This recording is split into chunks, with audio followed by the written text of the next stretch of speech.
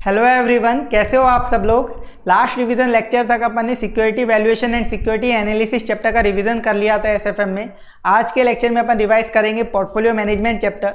तो ये revision lecture old course और न्यू कोर्स दोनों स्टूडेंट्स के लिए एप्लीकेबल होने वाला है और इसके अंदर जितने भी कंसेप्ट हैं एग्जाम ओरिएंटेड सारे कंसेप्ट फॉर्मूलाज का अपन एक क्विक रिवीजन करने वाले हैं जो एग्जाम में आपको पूरी हेल्प करेगा। इससे बाहर किसी भी कंसेप्ट में इस चैप्टर में आपका क्वेश्चन नहीं बनेगा। सारे कंसेप्ट मैंने कवर करें डिटेल्ड। इनका जो एक्सप्लेनेशन होता है या फिर क्वेश्चन की प्रैक्टिस वो अपन फुल कोर्स लेक्चर्स में करते हैं, तो वो यहाँ अपन नहीं करने वाले हैं। सिर्फ एग्जाम पर्सपेक्टिव से अपन कंसेप्ट को फॉर्मूलाज को गो थ्रू करेंगे, क्विकली रिवाइज करेंगे। तो देखो, सबसे पहले अपन समझते हैं कि इस चैप्टर में अपन क्या सीखेंगे। सिक्योरिटी वैल्यूएशन चैप्टर में अपन ने क्या देखा। सिक्योरिटी वैल्यूएशन चैप्टर में अपन ये सीखते हैं कि इस कंपनी के शेयर की प्राइस ये होनी चाहिए वास्तव में, या ये फिर ये कंपनी का शेयर इतनी वैल्यू रखता है, क्या मुझे इस कंपनी के शेयर को खरीदना चाहिए या बेचना चाहिए, क्या इसकी वैल्यू बढ़ेगी या गिरेगी। ये सब आपने सिक्योरिटी वैल्यूएशन और सिक्योरिटी एनालिसिस चैप्टर में सीखा, फंडामेंटल और टेक्निकल एनालिसिस करके। लेकिन पोर्टफोलियो मैनेजमेंट चैप्टर में आप क्या सीखोगे। यहाँ पर एक वाइड टर्म में अपन जा रहे हैं। पोर्टफोलियो का मतलब क्या होता है, एक पर्सन के पास बहुत सारी असेट्स होना, उसे ही पोर्टफोलियो बोला जाता है। फॉर एग्जांपल, मेरे पास एक कार है, हाउस है, फर्नीचर है, मोबाइल फ़ोन है, ये सब मैं अपना पोर्टफोलियो बोल सकता हूँ। बट एसएफएम के पॉइंट ऑफ व्यू से पोर्टफोलियो अपने को क्या देखना है, सिक्योरिटीज़ का पोर्टफोलियो। एक पर्सन है मिस्टर ए, इसने एक रिलायंस कंपनी के शेयर में पैसा इन्वेस्ट किया है, टाटा कंपनी के शेयर में इन्वेस्टमेंट किया है, एक कंपनी के बॉन्ड खरीदे हैं, डिबेंचर्स खरीदे हैं इसने, या फिर और भी कोई अदर सिक्योरिटीज इसने परचेस करी है, तो ये सब इसका पोर्टफोलियो बोला जाएगा। तो अब ये अपने पोर्टफोलियो को मैनेज करना चाहता है। मैनेज करने का क्या मतलब है, मैं अपने सिक्योरिटीज के पोर्टफोलियो को देखना चाहता हूँ, क्या मैं इस पोर्टफोलियो से कितनी रिटर्न कमा रहा हूँ, क्या मुझे जो रिटर्न चाहिए थी क्या उतनी रिटर्न मिल पा रही है इस ओवरऑल पोर्टफोलियो से, क्या इसके अंदर रिस्क कितनी है, मार्केट में कोई दूसरा पोर्टफोलियो अगर मैं बनाता हूँ तो उसमें क्या रिस्क हो सकती है। तो मैं अपने पूरे पोर्टफोलियो का एनालिसिस करूंगा कि पोर्टफोलियो की रिटर्न क्या आ रही है और रिस्क क्या आ रही है। सबसे दो इंपॉर्टेंट कंपोनेंट बनते हैं, एक रिटर्न और रिस्क। तो इन दोनों के पर्सपेक्टिव से इस चैप्टर को पढ़ना है और ये दो टॉपिक अगर इस चैप्टर में अपने कंप्लीट कर लिए तो ये मानो 70-80% ये चैप्टर आपका कंप्लीट हो जाता है। रिटर्न निकालना पोर्टफोलियो की और पोर्टफोलियो की रिस्क निकालना। तो सबसे पहले अपन रिटर्न वाला पार्ट समझते हैं कि पोर्टफोलियो की रिटर्न में क्या क्या अपने को निकालना है, क्या क्या मेथड्स अपने पास हैं। तो रिटर्न्स की मैं बात करूँ तो यहाँ पे अपने पास 4 मेथड है जिनसे अपन पोर्टफोलियो की रिटर्न निकालना सीखेंगे। बट इस मेथड में नाम है पोर्टफोलियो मैनेजमेंट, बात हो रही है पोर्टफोलियो की। लेकिन जब अपन कैलकुलेशंस की बात करेंगे ना तो आपको सिक्योरिटी की रिटर्न या सिक्योरिटी की रिस्क निकालने की बात भी होगी। यहाँ पर अपन सिक्योरिटी की रिटर्न निकालना भी सीखेंगे हर मेथड से, क्योंकि एग्जाम में वो भी पूछा जाता है। और सबसे इंपॉर्टेंट है, सिंपल सी बात है ना, मेरा पोर्टफोलियो है क्या, सिक्योरिटी से मिलकर ही तो बना है। कुछ सिक्योरिटी थे, 4 कंपनी के शेयर मैंने खरीदे थे, वो मैंने मेरे पोर्टफोलियो में डाल लिए। ठीक है, अब मेरे को पूरे पोर्टफोलियो की रिटर्न निकालनी है, तो अल्टीमेटली निकालनी तो सिक्योरिटी की रिटर्न है, बस उसको पोर्टफोलियो का एक बना के ओवरऑल रिटर्न मुझे बतानी है, एक एवरेज पूरे पोर्टफोलियो की रिटर्न बतानी है। ठीक है, तो इसलिए सिक्योरिटी की रिटर्न और रिस्क भी अपने को समझनी पड़ेगी। तो सबसे पहला मॉडल होता है रिटर्न निकालने का। पहले अपन रिटर्न को समझ रहे हैं, रिस्क को एक बार साइड में रख दो। रिटर्न कैसे निकाली जा सकती है, रिटर्न का सबसे पहला फॉर्मूला, सबसे पहला मेथड है मॉडर्न पोर्टफोलियो थ्योरी, जिसे मार्कोविज मॉडल भी बोला जाता है। और इस मॉडल से जो रिटर्न निकल के आती है उसे आप एक्सपेक्टेड रिटर्न भी बोल सकते हो, एक्चुअल रिटर्न भी बोल सकते हो, या एवरेज रिटर्न। इस मॉडल से जो भी रिटर्न निकल के आएगी उसके 3 नाम हो सकते हैं, expected return, actual return, average return. एक ही बात है, इस मॉडल से जो निकल के आएगी उसके ये 3 नाम हो सकते हैं। उसके पीछे रीजन क्या है भी समझा देता हूँ। देखो, सबसे पहले इस मॉडल से सिक्योरिटी की रिटर्न निकालना समझो। सिक्योरिटी की रिटर्न कैसे निकलेगी, सबसे पहले इस मॉडल से जो रिटर्न निकलती है वो पास्ट एक्सपीरियंस के बेस पे निकलती है। पास्ट एक्सपीरियंस मतलब रिलायंस के शेयर से पिछली बार रिलायंस के शेयर वालों ने क्या डिविडेंड दिया था, बस वो देखा मैंने, उसके बेसिस पे जो रिटर्न निकाली वो क्या रिटर्न है। अगर मैं पास्ट की बात करूं तो पास्ट के लिए वो क्या थी, एक्चुअल रिटर्न। लेकिन मेरे को अगर फ्यूचर की रिटर्न पता करनी है तो वो कैसे निकालता हूं, मैं पास्ट के एक्सपीरियंस के बेस पे देखता हूं कि रिलायंस ने पिछले 10 साल में क्या रिटर्न दी, उसका एवरेज कर लूंगा, तो इससे मैं फोरकास्ट करूंगा फ्यूचर में ये रिटर्न हो सकती है। तो इसका इसी का ही नाम क्या हो गया, एक्सपेक्टेड रिटर्न। यानी मैं अगर इसको पास्ट के सिनेरियो में देखूँ तो ये एक्चुअल रिटर्न है, लेकिन फ्यूचर के सिनेरियो में देखूँ तो ये एक्सपेक्टेड रिटर्न है। फिर सर इसका नाम एवरेज रिटर्न क्यों पड़ा, एवरेज रिटर्न इसलिए पड़ा कि हो सकता है आपको 10 साल का डेटा दे रखा हो, रिलायंस के पिछले 10 साल की रिटर्न दे रखी है, आप उसका एवरेज कर दो तभी तो ये रिटर्न आएगी, तो इसलिए एवरेज रिटर्न भी से बोल दिया जाता है। तो इस फॉर्मूला से जो रिटर्न निकलेगी उसे एक्सपेक्टेड, एक्चुअल या एवरेज रिटर्न कुछ भी बोला जा सकता है, एक ही मतलब आपको ऐसे ही कैलकुलेट करना पड़ेगा। रिटर्न सिक्योरिटी की निकलेगी कैसे, उस सिक्योरिटी से डिविडेंड कितना मिल रहा है, प्लस आज के दिन उस सिक्योरिटी की मार्केट प्राइस क्या है, माइनस जब आपने उसको खरीदा था उस दिन मार्केट प्राइस क्या थी। फॉर एग्जांपल, आज के दिन डिविडेंड 10 रुपये मिला, आज के दिन मार्केट प्राइस है 100 रुपये, लेकिन आपने खरीदा था तब थी मार्केट प्राइस 80 रुपये। तो आपको क्या क्या फायदा हुआ, एक तो 10 रुपये का डिविडेंड का फायदा और 20 रुपये आपकी सिक्योरिटी की वैल्यू बढ़ गई, तो टोटल 30 रुपये का फायदा हुआ। तो dividend plus market price at end minus initial investment divide by initial investment multiply by 100, ये आ जाएगी return of security from Markowitz model. ठीक है, अब इसी मॉडल से अगर फॉरेन इन्वेस्टर के पर्सपेक्टिव से रिटर्न निकालनी हो तो कैसे निकलेगी सर, इसका क्या मतलब? फॉर एग्जांपल मैं इंडियन पर्सन हूँ, मैंने इंडिया की किसी कंपनी के शेयर में पैसा इन्वेस्ट नहीं किया, मैंने अमेरिका की एक कंपनी के शेयर में पैसा इन्वेस्ट किया, एप्पल कंपनी के शेयर में पैसा इन्वेस्ट किया, फॉर एग्जाम्पल अमेरिका के अंदर मैंने, तो यूएस के स्टॉक मार्केट में जाके मैंने पैसा इन्वेस्ट किया, वहाँ पर मैंने इस फॉर्मूला से डिविडेंड ले लिया, मार्केट प्राइस एट एंड ले ली minus market price at beginning ले ली, divide by initial investment multiply by 100, ठीक है, मेरी रिटर्न आ गई होगी। लेकिन जो भी फिगर्स होंगे सारे, डिविडेंड, मार्केट प्राइस, ये सारे किस में होंगे? डॉलर्स में होंगे, ठीक है, लेकिन रिटर्न आ गई मेरी 20%। तो सर यही तो है रिटर्न ऑफ सिक्योरिटी। उसमें फॉरेन इन्वेस्टर के पर्सपेक्टिव से इस रिटर्न में फ़र्क क्या पड़ेगा? फ़र्क पड़ेगा। मेरी रिटर्न आई 20% किसके अंदर? डॉलर के अंदर। बट मैं इंडिया का पर्सन हूँ, मुझे डॉलर से कोई लेना देना है क्या? नहीं है, मुझे तो रुपीज़ से लेना देना है। तो वो डॉलर में जो रिटर्न मुझे मिली है वो मैं अगर रुपीज़ में इंडिया में लाके कन्वर्ट करूँगा तो एक और चीज़ इफेक्ट डालेगी जो कि है फॉरेन करेंसी की एक्सचेंज रेट, तो वो भी मेरे को रिटर्न में इम्पैक्ट डालेगी, उसका भी मुझे इम्पैक्ट लेना पड़ेगा। वो इम्पैक्ट किस पे आएगा? क्या ओनली जितना पैसा मैंने रिटर्न में कमाया, यानी मैंने वहाँ से 20%, मैंने 100 रुपये इन्वेस्ट करे और 20% मैंने कमाया, तो क्या फॉरेन एक्सचेंज की जो रेट का इम्पैक्ट है वो सिर्फ 20% पे होगा या प्रिंसिपल अमाउंट पे भी होगा? ऑब्वियसली प्रिंसिपल अमाउंट पे भी होगा, क्योंकि अगर वहाँ से अगर आप पूरा शेयर बेच देते हो, सपोज 100 रुपये इन्वेस्ट किया था, तो 100 रुपये भी डॉलर में मिलेगा, उस पर जो रिटर्न कमाई वो भी डॉलर में मिलेगी।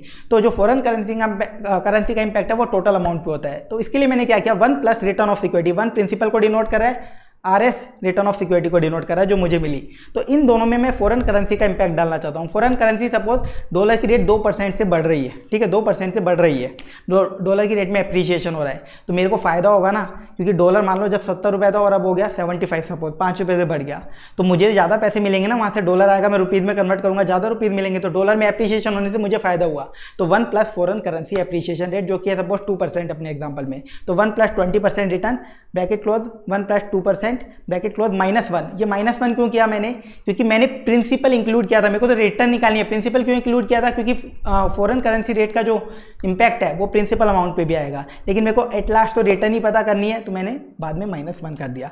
तो 1 plus minus foreign currency appreciation और डेप्रीशिएशन रेट का मतलब है फॉरेन करेंसी की रेट में एप्रीशिएशन हो तो प्लस करो, फॉरेन करेंसी की रेट में डेप्रीशिएशन हो तो माइनस करो, ठीक है। इस तरीके से आप निकाल लोगे फॉरेन इन्वेस्टर के पर्सपेक्टिव से return of security from Markowitz model. इसके बाद अगर आपको पास्ट रिटर्न बहुत सारी दे रखी है, मल्टीपल नंबर ऑफ रिटर्न, तो आपको एक्सपेक्टेड या एक्चुअल रिटर्न निकालनी है तो क्या करना पड़ेगा? एवरेज करना पड़ेगा पास्ट रिटर्न का, जो कि अभी मैंने एग्जांपल से बताया था, तभी तो इसका नाम है एवरेज रिटर्न। इसके बाद देखो मार्कोविट्ज मॉडल से अगर पोर्टफोलियो की हमें रिटर्न निकालनी है तो कैसे निकलेगी? बहुत ईजी है, कुछ भी नहीं करना। पोर्टफोलियो में आपके पास 4 सिक्योरिटी है, security A B C D, चारों की आपने रिटर्न निकाल ली, उसका वेटेड एवरेज कर दो, चारों के रिटर्न का वेटेड एवरेज कर दो, ठीक है। वेटेड एवरेज कैसे? सिक्योरिटी A की रिटर्न 10%, B की 15%, C की 20% और D की 25%, ये रिटर्न है। वेटेड एवरेज कैसे करेंगे? हर सिक्योरिटी में आपने कितना कितना इन्वेस्ट किया हुआ है, सिक्योरिटी A में अमाउंट कितना इन्वेस्ट किया, अमाउंट के बेसिस पे वेट लेना। कुछ स्टूडेंट इसमें कंफ्यूज हो जाते हैं और शेयर्स के बेसिस पे वेट ले लेते हैं। फॉर एग्जांपल मेरा पोर्टफोलियो है जिसमें मैंने सिक्योरिटी A के 100 शेयर खरीद रखे हैं, B के 150, C के 300 और D के 400, तो वो नंबर ऑफ शेयर से वेट कर देते हैं, वो मत करना, गलत हो जाएगा। यहाँ पे वेट किससे होगा? अमाउंट से। मैंने पोर्टफोलियो में क्या किया? 20,000 रुपये के A के शेयर खरीद रखे हैं, 30,000 के B के, 20,000 के C के और 30,000 के D के। तो जो नंबर ऑफ अमाउंट है इन सिक्योरिटीज में, जितने अमाउंट का मैंने इन्वेस्टमेंट किया उसका वेट लेना आप, ठीक है, उसके वेट से हमें मल्टीप्लाई करना होता है, हर सिक्योरिटी रिटर्न को आपकी पोर्टफोलियो की रिटर्न आ जाएगी। बिल्कुल सिंपल सा ये फॉर्मूला है। इसके बाद देखो सेकंड अप्रोच, ये पहला मेथड कंप्लीट हो चुका है रिटर्न का, बहुत ईजी मेथड है, कुछ भी नहीं है इसमें। Second method capital asset pricing model, ये तो और भी ज़्यादा ईजी अप्रोच है, जो आप इंटर लेवल से पढ़ते आ रहे हो और हर चैप्टर में ये चीज़ आपके काम में आती है, capital asset pricing model approach. इस मॉडल से आपकी जो रिटर्न निकलती है उसका नाम होता है रिक्वायर्ड रिटर्न। अभी तक हम जो देख रहे थे वो थी एक्सपेक्टेड, एक्चुअल या एवरेज रिटर्न। इस मेथड से जो रिटर्न निकलेगी उसे बोलोगे रिक्वायर्ड रिटर्न, मुझे इतनी रिटर्न चाहिए। तो सिक्योरिटी के लिए रिटर्न निकालनी हो CAPM अप्रोच से, तो रिक्वायर्ड रिटर्न कैसे निकलेगी? RF plus beta, RF minus RF। Beta किसका? सिक्योरिटी का इधर, ठीक है। रिस्क फ्री रेट, एग्जांपल के लिए ट्रेजरी बिल, ट्रेजरी बिल की जो रेट होती है वो रिस्क फ्री रेट होती है।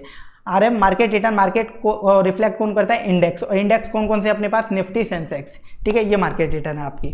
RM माइनस RF डिनोट किसको करता है? Market premium. इस फॉर्मूला को मैंने बहुत बार एक्सप्लेन किया है, सिक्योरिटी वैल्यूएशन का रिवीजन लेक्चर लिया था उसमें भी एक्सप्लेन किया था, तो इसको मैं ज़्यादा एक्सप्लेन नहीं कर रहा हूँ, ठीक है। बीटा आपको गिवन होगा, बस ये सारा डेटा क्वेश्चन में डाल देना, आपकी रिटर्न निकल के आ जाएगी। हमेशा याद रखना मार्केट का बीटा हमेशा 1 होता है, मार्केट का बीटा हमेशा 1 होता है, और रिस्क फ्री सिक्योरिटी का बीटा 0 होता है। ऐसा क्यों? क्योंकि बीटा बताता है एक सिक्योरिटी में मार्केट के कंपैरिजन में एक सिक्योरिटी कितनी रिस्की है, ठीक है। ओवरऑल मार्केट है ये, और ये मेरी सिक्योरिटी है, तो इस मार्केट के कंपैरिजन में मेरी सिक्योरिटी कितनी रिस्की है ये बीटा बताता है, ठीक है। अब मैंने सिक्योरिटी बताई कौन सी है? Risk free. मैं पहले ही बोल रहा हूँ ये सिक्योरिटी रिस्क फ्री है, तो इसका कुछ बीटा होना चाहिए। क्या बीटा जीरो ही होगा? क्योंकि बीटा बताता है रिस्क कितनी है, तो रिस्क फ्री नाम है तो बीटा जीरो होगा। मार्केट का बीटा 1 क्यों होता है? बीटा बताता है मार्केट के कंपैरिजन में किसी सिक्योरिटी की रिस्क कितनी है। ठीक है, तो मैं बोलूँ मार्केट के कंपैरिजन में मार्केट की रिस्क कितनी है 1। कोई चीज़ आपस में ये इंसान मैं बोलूँ मैं अपने बराबर में अपना कितना हूँ। ठीक है, मैं अपने आप में तो खुद हूँ ना, मैं जब अपने आप को मिरर में देखूंगा तो सेम ही दिखूंगा। तो मार्केट के कंपैरिजन में मार्केट की रिस्क हमेशा 1 होगी, इसलिए बीटा ऑफ मार्केट हमेशा 1 होता है। ठीक है, इस फॉर्मूला से अगर आपको सिक्योरिटी की रिटर्न निकालनी है, लेकिन क्वेश्चन में आईसीआई क्या ट्रिक खेल देता है, कई बार आपको रिस्क फ्री रेट 4-5 दे देता है। आपको बोल देता है risk free rate 1 is 10%, second risk free rate is 20%, third risk free rate is 25%। ठीक है, उस केस में आप कौन सी रिस्क फ्री रेट लोगे? उस केस में आपको क्या करना है, जितने भी रिस्क फ्री रेट आपको क्वेश्चन में गिवन है सबका एवरेज कर दो और एवरेज रिस्क फ्री रेट आप फॉर्मूला में यूज में ले लो। ठीक है, इस तरीके से निकल जाएगी। पोर्टफोलियो के लिए आपको अगर रिक्वायर्ड रिटर्न निकालनी हो सीएपीएम अप्रोच से, तो पूरे पोर्टफोलियो की रिक्वायर्ड रिटर्न कैसे निकलेगी? बहुत सिंपल फॉर्मूला है, कुछ भी नहीं करना, वही फॉर्मूला कॉपी पेस्ट है, RF plus beta RF minus RF. तो सर चेंज क्या हुआ? वहाँ पे हम बीटा किसका ले रहे थे? सिक्योरिटी का। अब हम हमारे पूरे पोर्टफोलियो का बीटा ले लेंगे, बीटा ऑफ पोर्टफोलियो। यहाँ पे फॉर्मूला में देखो मैंने बी के नीचे लिखा है पी, यानी बीटा ऑफ पोर्टफोलियो। ठीक है, बीटा ऑफ पोर्टफोलियो ले लेंगे। सर लेकिन पोर्टफोलियो का बीटा कैसे निकलेगा? तो सिक्योरिटी का बीटा आपको गिवन है, सिक्योरिटीज़ का जो बीटा है उसका वेटेड एवरेज कर दो। जैसे सिक्योरिटीज़ की रिटर्न थी, उनका हम मार्कोविक मॉडल में वेटेड एवरेज कर रहे थे, पोर्टफोलियो की रिटर्न आ रही थी। तो सिक्योरिटी के बीटा का अगर वेटेड एवरेज कर दें तो पोर्टफोलियो का बीटा आएगा। वेट में क्या लेंगे? अमाउंट लेंगे, invested amount in security, portfolio beta आपके पास आ जाएगा।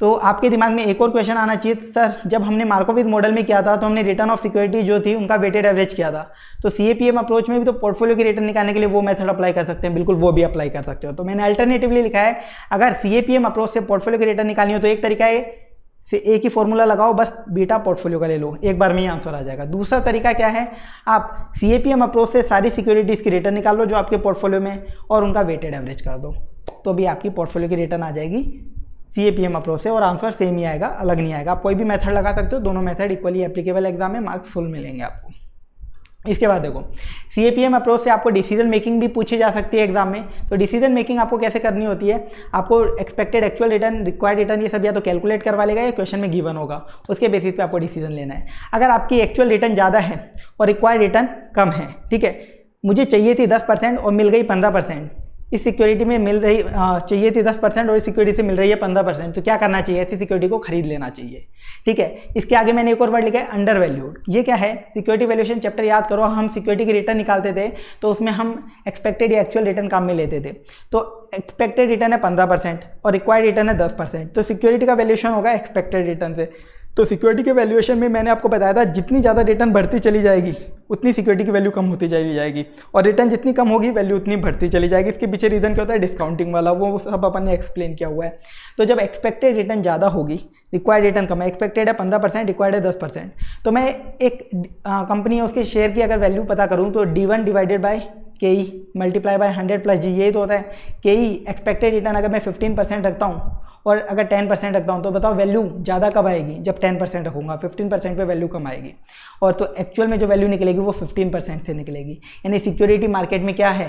अंडर वैल्यूड है, कम वैल्यू है। सिक्योरिटी की मार्केट में वैल्यू क्या है? कम, इस वजह से अंडर वैल्यूड। ठीक है, दूसरा केस एक्सपेक्टेड रिटर्न कम है और रिक्वायर्ड रिटर्न ज़्यादा है, मतलब सिक्योरिटी से मिल रही है 8% और अपने को चाहिए 10%, तो ये सिक्योरिटी बेकार है, इसे बेच देना चाहिए, ये ओवर वैल्यूड है। सेम उसी तरीके से अगर एक्सपेक्टेड रिटर्न 10% है, रिक्वायर्ड रिटर्न भी 10% है, दोनों चीज़ बराबर है, यानी ये मार्केट में फेयर वैल्यू है। अगर आपके पास है तो अपने पास रखे रखो, कोई दिक्कत नहीं है ऐसी सिक्योरिटी से आपको। ठीक है, ये डिसीजन मेकिंग हो गई। थर्ड मॉडल देखो रिटर्न निकालने का, arbitrage pricing theory model, APT approach इसे बोला जाता है। इस मॉडल में अगर आप लॉजिकली सोचोगे ना तो ये मॉडल कुछ CAPM अप्रोच जैसी ही है।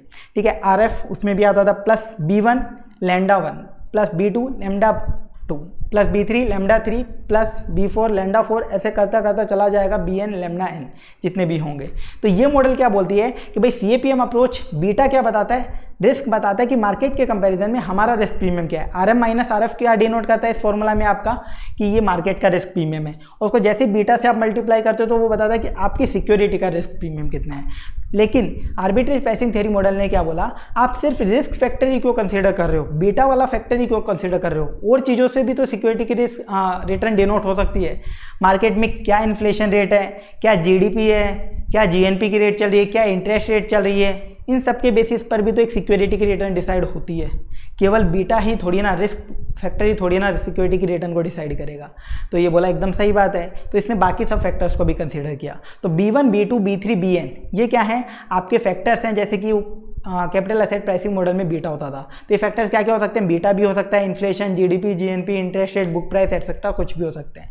और लैंडा 1, लैंडा 2, लैंडा 3 क्या डिनोट कर रहे हैं, रिस्क प्रीमियम। जैसे ऊपर वाले CAPM अप्रोच में RM minus RF market risk premium को डिनोट कर रहा था, रिस्क प्रीमियम को, ऐसे लैंडा 1, लैंडा 2, लैंडा 3 इन सभी फैक्टर्स के B1, B2, B3 इन सभी के रिस्क प्रीमियम को डिनोट कर रहे हैं रेस्पेक्टिवली। ठीक है, समझ में आया। तो अगर मैं इस फॉर्मूला में एक बार आप देखो RF प्लस B1 लैंडा 1, बाकी सबको हटा दो एक बार, तो B1 को समझो बीटा, लैंडा 1 को समझो RM माइनस RF, वही चीज़ है ये। ठीक है, इन्होंने बाकी अदर फैक्टर्स को भी कंसीडर कर लिया, plus B2 lambda 2 plus B3 lambda 3।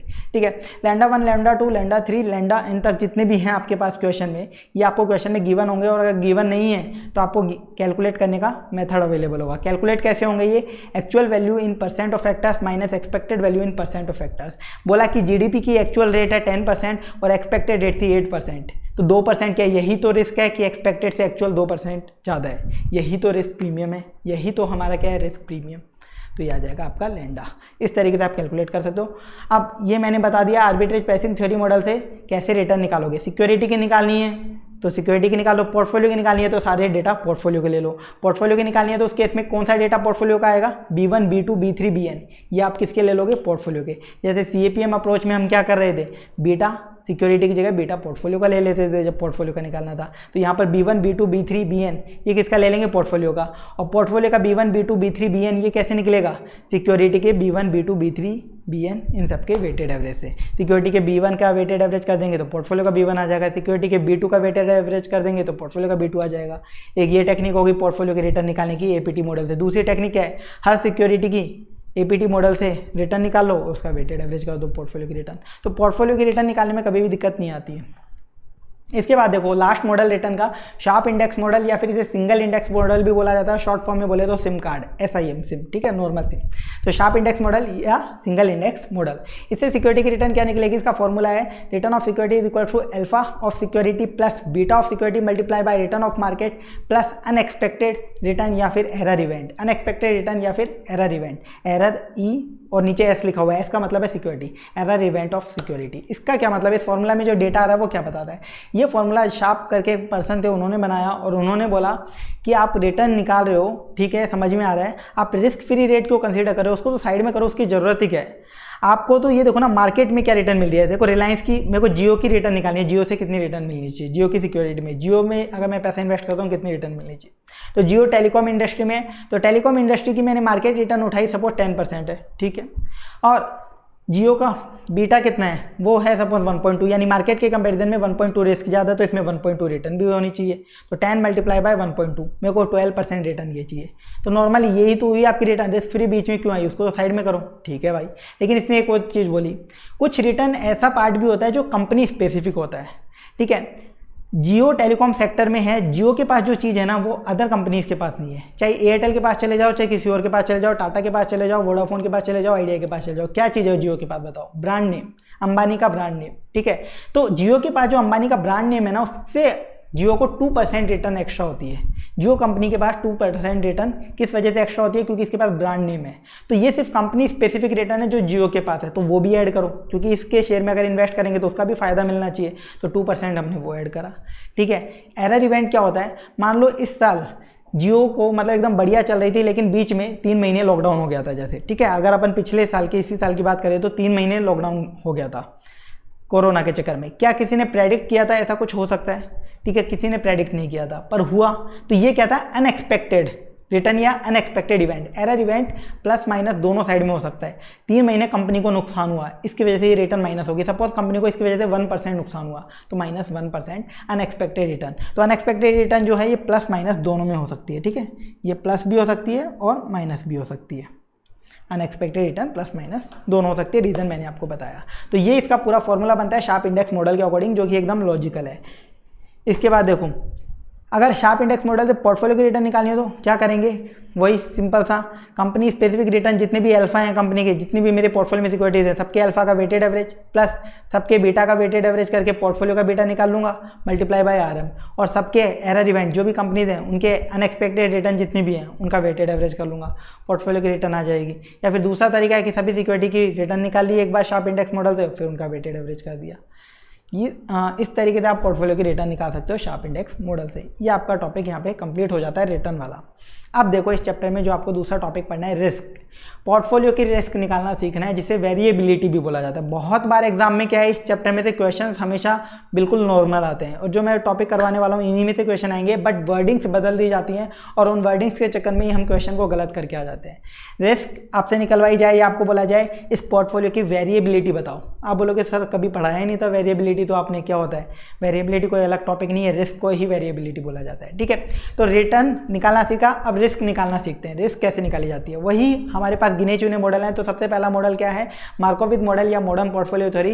इससे हम रिस्क निकालना सीखेंगे पोर्टफोलियो की कि कैसे निकलेगी। तो जैसे हमने रिटर्न पहले सिक्योरिटी की निकालना सीखा था, फिर पोर्टफोलियो की, ऐसे ही हम अब रिस्क भी पहले सिक्योरिटी की निकालना सीखेंगे, फिर पूरे पोर्टफोलियो की रिस्क समझेंगे कैसे निकाल सकती है। सिक्योरिटी की रिस्क क्या, मैंने रिलायंस कंपनी के शेयर में इन्वेस्ट किया और उससे मैंने रिटर्न पता लगाई कि एवरेज रिटर्न क्या मिल सकती है, वो आई 15%। जो मैंने रिटर्न निकाली एक्सपेक्टेड रिटर्न, वो क्या होती है, एवरेज होती है, कंफर्म नहीं है कि इतनी ही मिलेगी। ठीक है, ये एवरेज है, इससे ऊपर भी जा सकती है, इससे कम भी जा सकती है। मैंने क्या किया होगा, पास्ट कुछ रिटर्न्स का वेटेड एवरेज कर दिया होगा, वही मेरी रिटर्न आ गई होगी। ठीक है, एवरेज रिटर्न ऑफ सिक्योरिटी मेरे को मिल गई होगी। तो इसमें कुछ रिस्क भी हो सकती है, रिस्क को हम बोलते हैं डेविएशन। ठीक है, डेविएशन, इसलिए रिस्क निकालते हैं तो हम क्या निकालते हैं हमेशा, standard deviation, standard deviation of return of security. Risk किस में हो रही है, रिस्क का मतलब क्या है, रिटर्न में रिस्क, और तो क्या रिस्क होगी सिक्योरिटी में, मेरी सिक्योरिटी कोई चोरी कर ले, वो रिस्क की बात नहीं हो रही यहाँ पे एसएफएम में। यहाँ पे कौन से रिस्क की बात हो रही है कि मेरे शेयर में जो मैं रिटर्न सोच रहा हूँ वो रिटर्न मिलेगी या उससे अलग रिटर्न मिलेगी, उससे अलग मिलेगी, उसे ही हम बोल रहे हैं रिस्क। तो रिस्क कौन सी risk, deviation in return of security. तो हम क्या निकालेंगे, standard deviation of return of security, risk को पता करने के लिए। स्टैंडर्ड डेविएशन कैसे निकलेगा, सिंपल सा है। स्टैंडर्ड डेविएशन में एक और चीज़ समझो, रिस्क निकालने में, रिस्क है मैंने बोली 10%।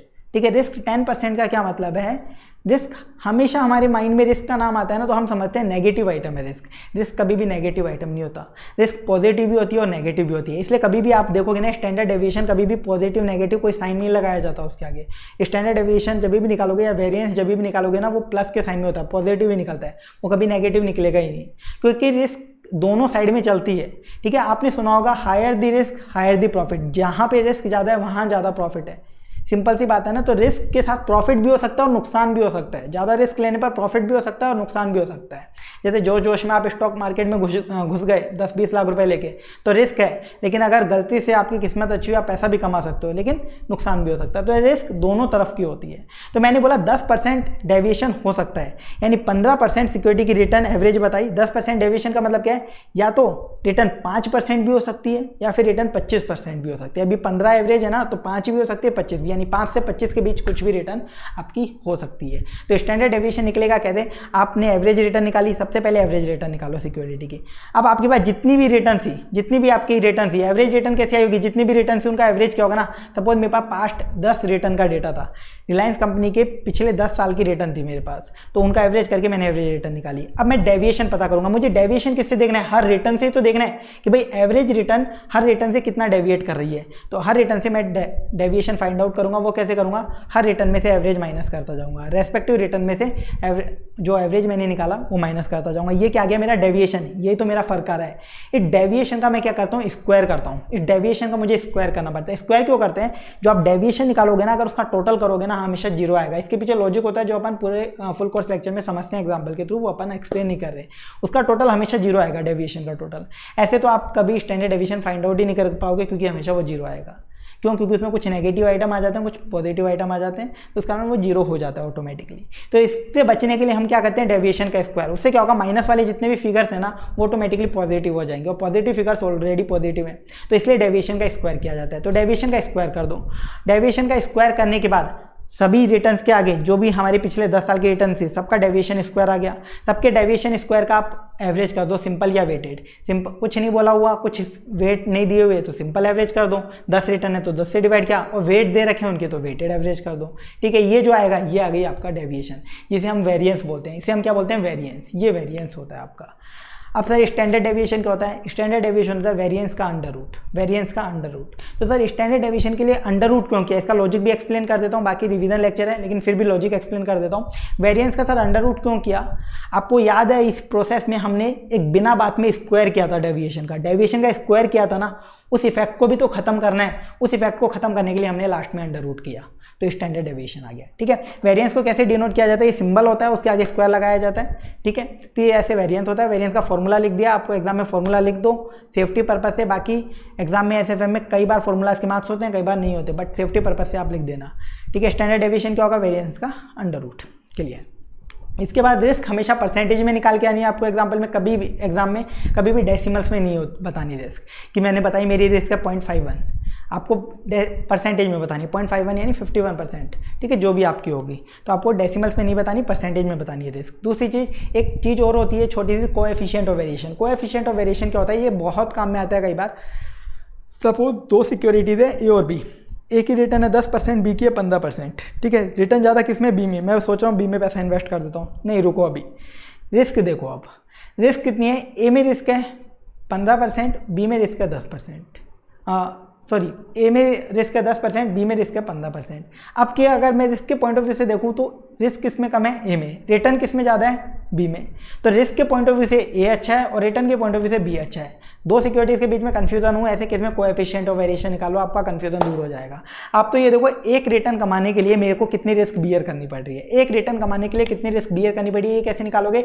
Standard deviation divided by expected return या average return. Standard deviation divided by average return, आपको पता चल जाएगा एक रिटर्न कमाने के लिए इतनी रिस्क बियर करनी पड़ रही है। तो सपोज ए में आई एक रिटर्न कमाने के लिए जो रिस्क आई वो आई 0.5 और बी में आई 0.4, कौन सी अच्छी है बताओ? बी। अब बी में इन्वेस्ट कर दो। मैंने एग्जांपल के लिए बताया, एक्चुअली जो मैंने डेटा दिया उससे कैलकुलेट करने मत बैठ जाना, हो सकता है अलग आंसर हो, ये मैंने एग्जांपल के लिए बोला है। अब एक और टॉपिक होता है कोवेरिएंस। कोवेरिएंस क्या होता है? दो सिक्योरिटीज़ है, ठीक है, एक सिक्योरिटी ए है, सिक्योरिटी बी है, यानी एक रिलायंस का शेयर है, एक टाटा का शेयर है।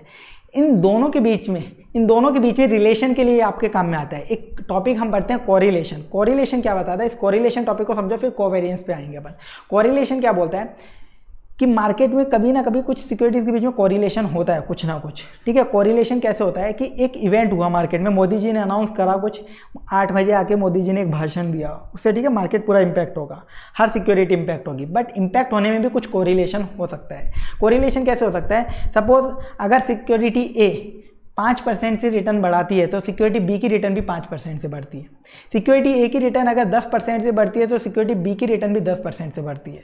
सिक्योरिटी ए की रिटर्न अगर 10% से गिरती है तो सिक्योरिटी बी की रिटर्न भी 10% से गिरती है। मतलब ऐसा कोरिलेशन है दो सिक्योरिटीज़ के बीच में, ऐसा कोरिलेशन है, ऐसा लिंकेज है, दोनों का दिल से इतना लगा हुआ है, दोनों सिक्योरिटीज़ का आपस में ऐसा कनेक्शन है, दिल से बहुत बड़ा इनका कनेक्शन है कि दोनों आपस में साथ साथ चलते हैं, दोनों को एक दूसरे के बिना रह नहीं सकते दोनों। ठीक है, ये जहाँ जाएगा ये भी वहाँ ही जाएगी।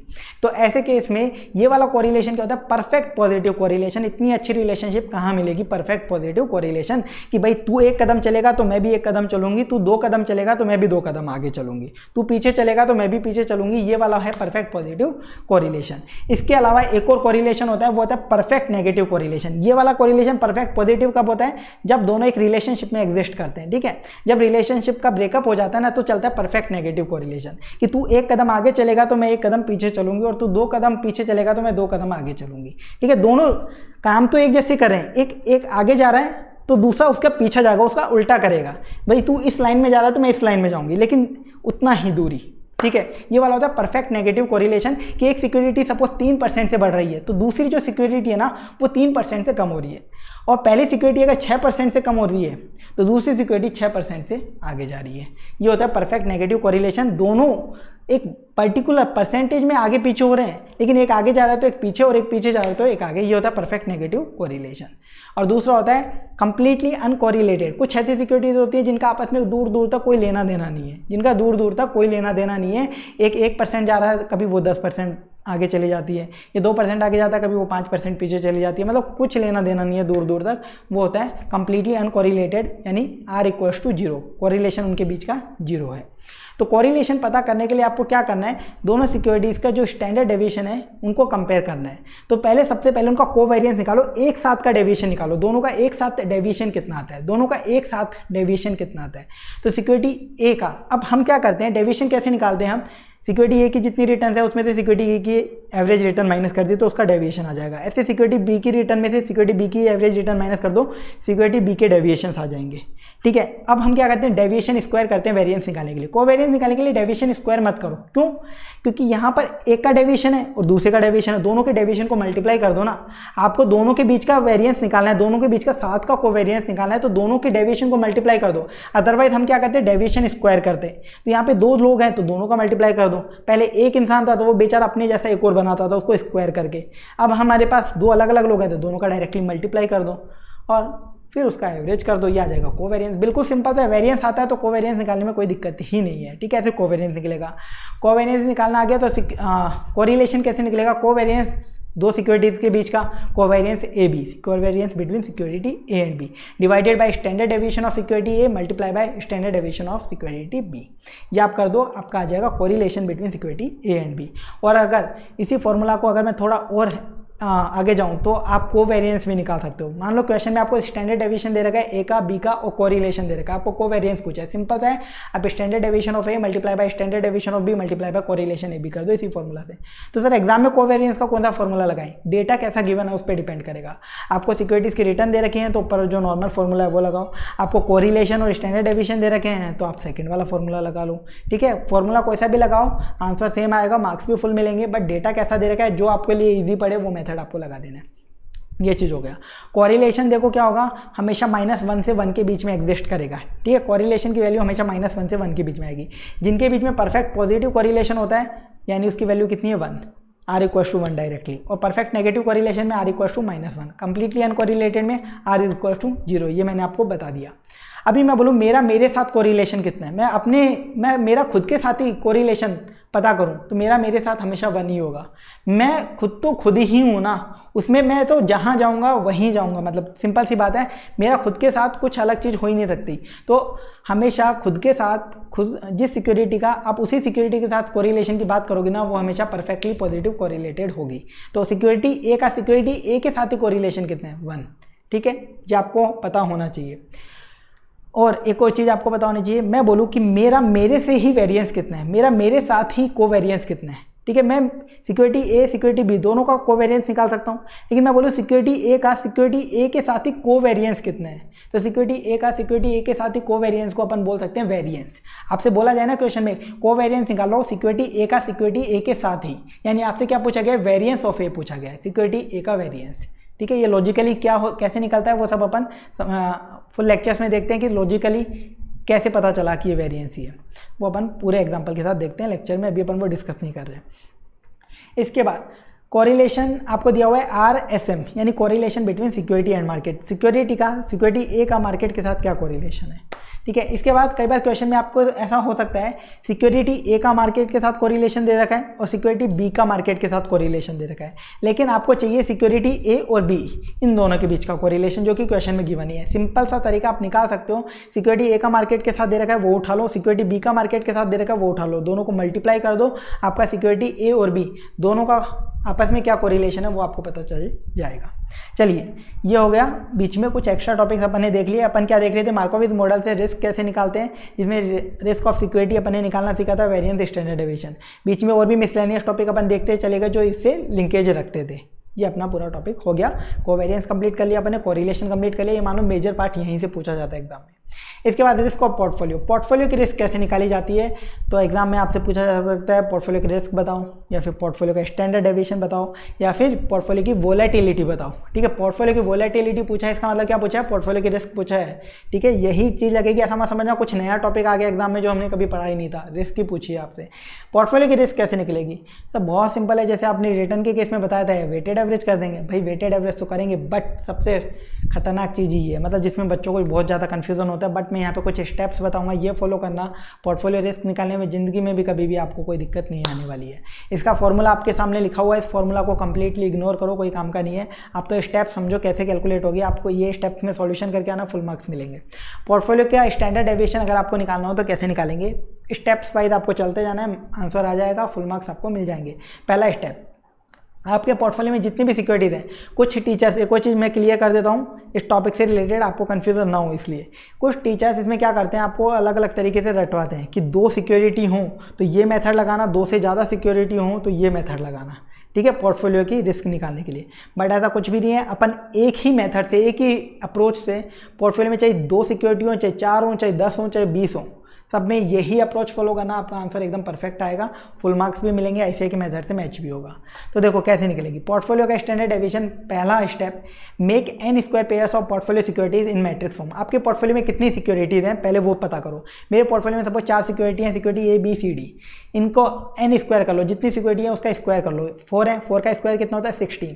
तो मुझे 16 पेयर्स बनाने हैं मैट्रिक्स के अंदर। जो आप मैथमेटिक्स में मैट्रिक्स देखते थे ना, उसमें एक बार 16 पेयर्स बना लो एग्जाम्पल के लिए।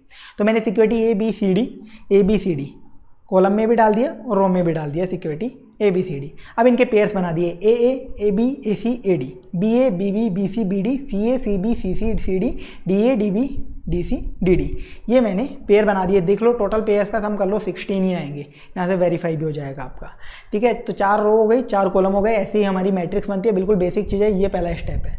अब इस स्टेप के बाद अब आपको क्या करना है, हर पेयर का आपको कोवेरिएंस निकालना है। हर पेयर का कोवेरिएंस निकालना है, वेटेड कोवेरिएंस, हर पेयर का वेटेड कोवेरिएंस निकालना है। वेटेड वेरिएंस या कोवेरिएंस बोलेंगे अपन इसे। कैसे, अब इसमें अगर आप एक चीज़ नोटिस करोगे ना, पहली जो लाइन है वो डायगनली अगर आप देखोगे ना, वो सारी सिक्योरिटीज़ का खुद से ही कोवेरिएंस आएगा। ये जो मैट्रिक्स है ना, ये आपको बता रही है सिक्योरिटी A का A के साथ कोवेरिएंस बताना है, A का B के साथ, A का C के साथ, A का D के साथ, B का A के साथ, इस तरीके से। तो अगर एक डायगोनल लाइन देखोगे ना, जिसको मैंने ब्लैक से सर्कल किया है, इसमें A B B C C D D आ रहे हैं, यानी A का A के साथ कोवेरिएंस, B का B के साथ, C का C के साथ, D का D के साथ। मैंने अभी थोड़ी देर पहले डिस्कस किया था कोवेरिएंस खुद से खुद का क्या बोला जाता है, वेरिएंस। यानी मुझे ये क्या निकालना है, यहाँ पे वेरिएंस निकालना है 4 तो मुझे वेरिएंस निकालने हैं A का, B का, C का और D का। क्लियर, 4 तो वेटेड वेरिएंस निकालने हैं। बाकी A B A C A D ये सब क्या है सर, ये तो कोवेरिएंस ही है, सिंपल सा है। तो यानी बाकी रिमेनिंग कितने हैं, 12 आइटम, 16 थे ना टोटल, तो 4 वेरिएंस निकालने हैं, बाकी 12 मुझे क्या निकालने हैं, कोवेरिएंस निकालने हैं। लेकिन यहाँ पे भी एक चीज़ नोटिस करना, जो मैंने 2 ट्राइंगल बनाए हैं रेड के अंदर, ठीक है, 2 ट्राइंगल बनाए हैं रेड के अंदर, कोवेरिएंस, इन सब आइटम के मुझे कोवेरिएंस निकालने हैं, इन 12 आइटम के। इनमें एक चीज़ नोटिस करना, जो ऊपर वाले ट्राइंगल में आइटम है ना, वही नीचे वाले ट्राइंगल में आइटम है। ऊपर वाले में क्या है A B, नीचे में इधर देखो, ऊपर वाले में फर्स्ट रो में सेकंड कॉलम में लिखा हुआ है A B, इधर आप सेकंड रो में फर्स्ट कॉलम में देखो B A, उधर था आपके थर्ड कॉलम में फर्स्ट रो में लिखा हुआ है A C, इधर थर्ड रो में फर्स्ट कॉलम में देखो C A। मतलब जो उधर है ना वो ही इधर है, बस उल्टा लिखा हुआ है। यानी मैं मेहनत ज़्यादा क्यों करूं, मतलब मुझे 12 कोवेरिएंस निकालना है, क्यों ना मैं 6 आइटम के कोवेरिएंस निकालूं, A B A C A D B C B D C D, इन 6 का कोवेरिएंस निकालूं और इसको डायरेक्टली 2 से मल्टीप्लाई कर दूं। क्योंकि आना तो वही है ना, मैं A का B के साथ कोवेरिएंस निकालूं या B का A के साथ, बात तो एक ही है ना। मैं एक बार ही निकाल लेता हूँ ना, 2 बार क्यों मेहनत करूँ। तो आप एक बार निकालो और फिर 2 से मल्टीप्लाई कर देना कोवेरिएंस। यानी आपको कितनी कैलकुलेशन करनी है अब इस वाले क्वेश्चन में, 4 सिक्योरिटी वाले में मैक्सिमम 4 का ही आ सकता है, बाकी एग्जाम में जनरली 2 का ही पूछते हैं, वो तो बहुत ईजी होता है, 2 मिनट में सॉल्व हो जाता है।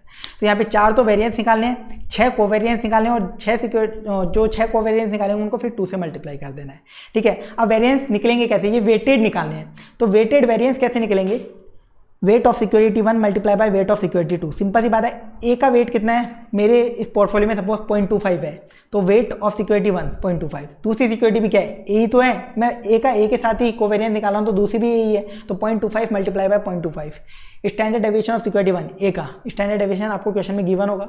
Standard deviation of security 2, security 2 भी क्या है, A ही तो है, बस इसी का ही ले लेना है। मल्टीप्लाई बाय कोरिलेशन भी आप कर सकते हो कोवेरिएंस के लिए। कोवेरिएंस का फॉर्मूला ये तो होता है, standard deviation of security 1 multiply by standard deviation of security 2 multiply by correlation between security 1 2। लेकिन A का खुद के साथ ही कोवेरिएंस कोरिलेशन क्या होता है, हमेशा 1 होता है, 1 से मल्टीप्लाई करो मत करो एक ही बात है, इसलिए मैंने लिखा नहीं है। अब बाकी जो आइटम्स है जिनका कोवेरिएंस निकालना है उसका कैसे निकलेगा, सेम वही फॉर्मूला है, weight of 1 wait of security 2 multiply by standard deviation of 1 multiply by standard deviation of security 2 multiply by correlation between security 1 and 2। ऐसे करके आप निकाल लो। 4 सिक्योरिटी का इसमें वेरिएंस निकालना है, बाकियों का कोवेरिएंस निकाल रहा है, ठीक है।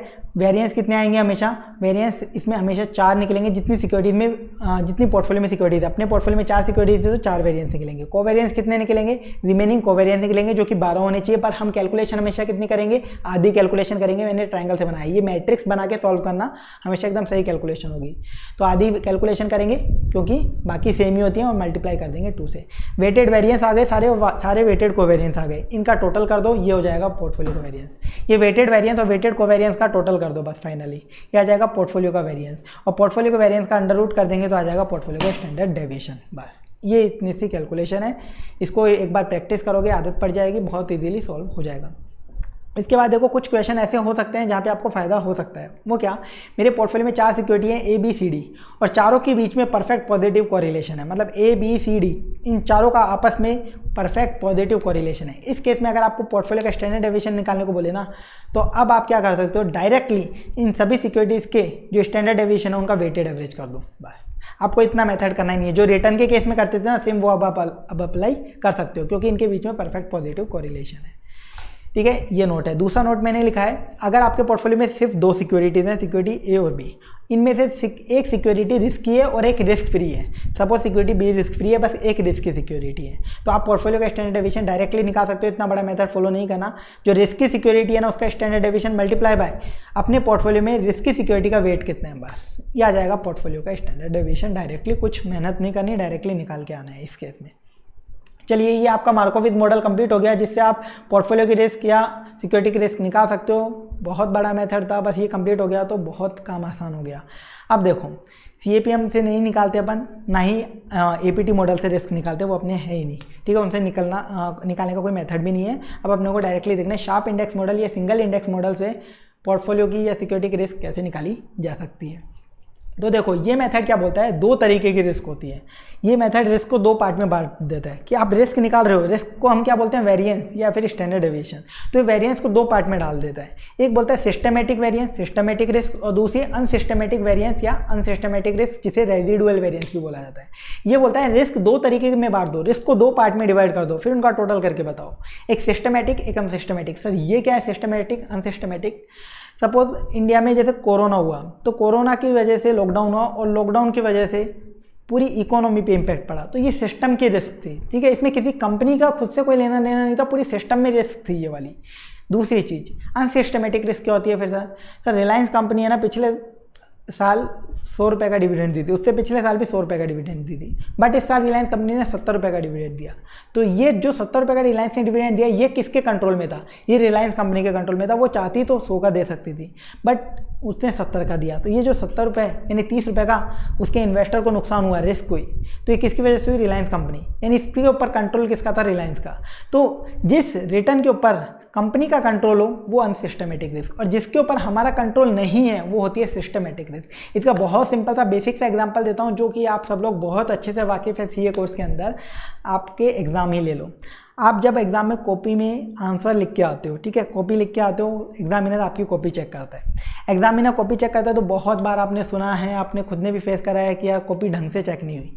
उसके पीछे रीज़न क्या होते हैं? देखो, एक तो पूरा स्ट्रिक्ट गाइडलाइन होती है, वो सब अलग बातें, उस पर अपन नहीं जा रहे, बट फिर भी ह्यूमन एरर की वजह से 4-5% एरर हो जाती है। किसी को 4-5 मार्क्स कम मिल जाते हैं, किसी को 4-5 ज़्यादा मिल जाते हैं। ठीक है, तो ये वाली चीज़ होती है। वो क्या है? रिस्क है। पर कौन सी रिस्क है आपके लिए? कौन सी रिस्क है? वो सिस्टमेटिक रिस्क। वो सिस्टम के अंदर रिस्क है, वो सिर्फ आपके साथ, सिर्फ आपकी कॉपी में ही ऐसा नहीं होगा। वो एग्जामिनर जो 400 बच्चों की कॉपी चेक कर रहा है ना, उन सबके साथ ही ऐसा होगा, उन सबके साथ ही ऐसा होगा। अगर एक एग्जामिनर नशे में कॉपी चेक कर रहा है तो उन 400 बच्चों की कॉपी नशे में चेक होगी। ठीक है, ये सिस्टम की रिस्क है जो आपके कंट्रोल में नहीं है, आप उसका कुछ नहीं बिगाड़ सकते। ठीक है, उसका कुछ भी नहीं किया जा सकता, वो सिस्टम के अंदर एग्जिस्ट करती है। सर अनसिस्टमेटिक रिस्क, मैंने सोचा यार कॉपी तो ऐसे चेक होती है, मैं क्या पढ़ूंगा, देखते हैं एग्जाम से एक दिन पहले पढ़ के चले जाएंगे। ये अनसिस्टमेटिक रिस्क, ये मेरे कंट्रोल में था, मैं पढ़ सकता था, मेरे पास सफिशिएंट टाइम था, 3 साल थे मेरे पास, आर्टिकलशिप के टाइम पे मैं पढ़ सकता था। लास्ट में 6 महीने का मेरी CF हमने लीव दी थी, उस टाइम पे मैं पढ़ सकता था। ठीक है, 6 महीने की नहीं, 3 महीने की मेरे को इंडस्ट्रियल ट्रेनिंग थी, इस कारण 3 महीने की मुझे लीव मिली, मैं तब पढ़ सकता था, लेकिन मैंने पढ़ाई नहीं करी, वो मेरे कंट्रोल में थी। अगर मैं पढ़ लेता तो पेपर अच्छा करके आता। ये क्या है? Unsystematic risk. ये आपके कंट्रोल में थी, आप इसे कंट्रोल कर सकते थे, ये वाली रिस्क को। ठीक है, तो अच्छे से समझ में आ गया होगा आपको। तो आपको अपनी अनसिस्टमेटिक रिस्क को मेंटेन करना है, इसको नहीं बढ़ाना है, रिस्क कम से कम रखनी है। ठीक है, सिस्टम के अंदर जो रिस्क है वो एग्जिस्ट करती है, वो करेगी, उसका हम कुछ नहीं बिगाड़ सकते, वो रहेगी हमेशा। हर सिस्टम के अंदर रिस्क है, यहाँ पे भी आप पढ़ रहे हो और आपके केस में भी है, तो उस पर फोकस मत करो, जो आपके कंट्रोल में है उस पर फोकस करो। और आपके कंट्रोल में क्या है? Unsystematic risk. चलिए अब आगे चलते हैं, इस बात को यहीं छोड़ते हैं। चलिए, अब यहाँ पर जो ये मॉडल बात करता है ना रिस्क निकालने की, तो ये वेरिएंस के फॉर्म में बात करता है, ये स्टैंडर्ड डेविएशन पे जाता ही नहीं है ये मॉडल। ये बोलता है स्टैंडर्ड डेविएशन वगैरह ठीक है आप बाद में करना, हम तो डायरेक्टली वेरिएंस निकालेंगे। ठीक है, ये रिस्क को किस में डिनोट करना चाहता है, वेरिएंस के अंदर। पूछ लिया जाए आपसे इसमें सिस्टमैटिक स्टैंडर्ड डेविएशन बताओ तो बता देना, बाकी वेरिएंस की बात करेगा। तो total variance, systematic variance plus unsystematic variance. Unsystematic को रेजिडुअल भी बोल दिया जाता है। चलिए, अब ये समझने के लिए सिस्टमैटिक और अनसिस्टमैटिक निकालने के लिए हमें एक चीज़ समझनी पड़ेगी। सबसे पहले बीटा क्या होता है। बीटा सर अभी तो पढ़ा तो दिया आपने, वो मैंने फॉर्मूला के अंदर यूज में लिया था। बीटा क्या था, फॉर्मूला में अपन ने देखा था, बट बीटा वास्तव में है क्या, बीटा क्या चीज़ है उसको अपन समझना चाह रहे हैं, बीटा की कैलकुलेशन समझना चाह रहे हैं। अभी तक तो हमें बीटा क्वेश्चन में गिवन था, बट बीटा निकलता कैसे है वो अभी अपन देखना चाह रहे हैं। बीटा का मतलब होता है सेंसिटिविटी, कोई चीज़ किसी चीज़ के प्रति कितनी सेंसिटिव है, मैं इससे कितना सेंसिटिव हूँ, यानी इसको अगर कुछ होता है तो मेरे अंदर क्या फील आता है। ठीक है, मैं इससे कितना सेंसिटिव हूँ, मेरे पे क्या इंपैक्ट पड़ता है अगर इस पर कुछ होता है, तो वो चीज़ बीटा बताता है। तो बीटा यही तो है कि मार्केट में अगर ये रिस्क होगी तो मेरी सिक्योरिटी में ये रिस्क होगी, यानी ये रिलेशन बताता है कि मार्केट में रिस्क प्रीमियम कितना है और सिक्योरिटी में रिस्क प्रीमियम कितना है, दोनों के बीच में एक रिलेशन बताता है। तो सब बीटा को अभी क्यों पढ़ा रहे हो, बीच में सिस्टमेटिक रिस्क वाले पोर्शन अनसिस्टमेटिक रिस्क वाले पोर्शन के बीच में क्यों पढ़ा रहे हो, क्योंकि बीटा आपके सिस्टमेटिक रिस्क की कैलकुलेशन में काम में आता है। बीटा को ही मैं सिस्टमेटिक रिस्क बोल सकता हूँ, अभी थोड़ी देर में एक्सप्लेन करूँगा क्यों बोल सकता हूँ। बीटा ही एक तरीके से सिस्टमेटिक रिस्क है। चलिए, बीटा निकलता कैसे सिक्योरिटी का बीटा कैसे निकालोगे, दो मेथड है, correlation analysis method, regression analysis method. आप एग्जाम में कोरिलेशन एनालिसिस मेथड लगाना सबसे सिंपल मेथड होता है, बाकी जो आपकी मर्जी हो वो मेथड आप लगा सकते हो, कोई फर्क नहीं पड़ेगा। कोरिलेशन एनालिसिस मेथड सिंपल था। बीटा क्या बताता है, मार्केट के कंपेरिजन में मेरी सिक्योरिटी की रिस्क कितनी है, यानी standard deviation of security divided by standard deviation of market, beta. लेकिन हमें दोनों के बीच में रिलेशन चाहिए तो इसलिए मल्टीप्लाई करना पड़ेगा कोरिलेशन बिटवीन सिक्योरिटी और मार्केट से। तो फॉर्मूला बन गया standard deviation security divide by standard deviation market multiply by correlation between security and market. ठीक है, इसी फॉर्मूला से एक और फॉर्मूला बन सकता है बीटा का जो काम में आता है। वो फॉर्मूला कैसे बनेगा, अगर मैं न्यूमरेटर में और डिनोमिनेटर में दोनों में मैं स्टैंडर्ड डेविएशन ऑफ मार्केट से मल्टीप्लाई कर दूं तो सर इंपैक्ट तो कुछ नहीं पड़ेगा ना, कट हो जाएगा। तो दोनों में मैंने मल्टीप्लाई किया, न्यूमरेटर में भी और डिनोमिनेटर में भी स्टैंडर्ड डेविएशन ऑफ मार्केट से, जो मैंने और करके लिखा है। तो इससे मेरा क्या बना, एक फॉर्मूला, एक और फॉर्मूला बना। न्यूमरेटर में देखो अब क्या हो गया, standard deviation of security multiply by correlation between security market multiply by standard deviation of market. क्या इसे मैं ऐसा बोल सकता हूँ, कोवेरिएंस बिटवीन सिक्योरिटी मार्केट, बिल्कुल यही तो फॉर्मूला होता है कोवेरिएंस का। डिनोमिनेटर में क्या हो गया, standard deviation of market multiply by standard deviation of market, क्या हो गया, ये वेरिएंस हो गया, वेरिएंस ऑफ मार्केट। तो मेरा फॉर्मूला बन गया covariance between security market divided by variance of market. ये बनता है बीटा का एक और फॉर्मूला। तो सर आपको कौन सा लगाना है, जिन दो फॉर्मूलाज के आगे मैंने टिक लगा रखा है, ये दोनों फॉर्मूला किसके हैं, कोरिलेशन एनालिसिस मेथड के। इन दोनों में से कौन सा फॉर्मूला लगाएं एग्जाम में, आप ये बताओ।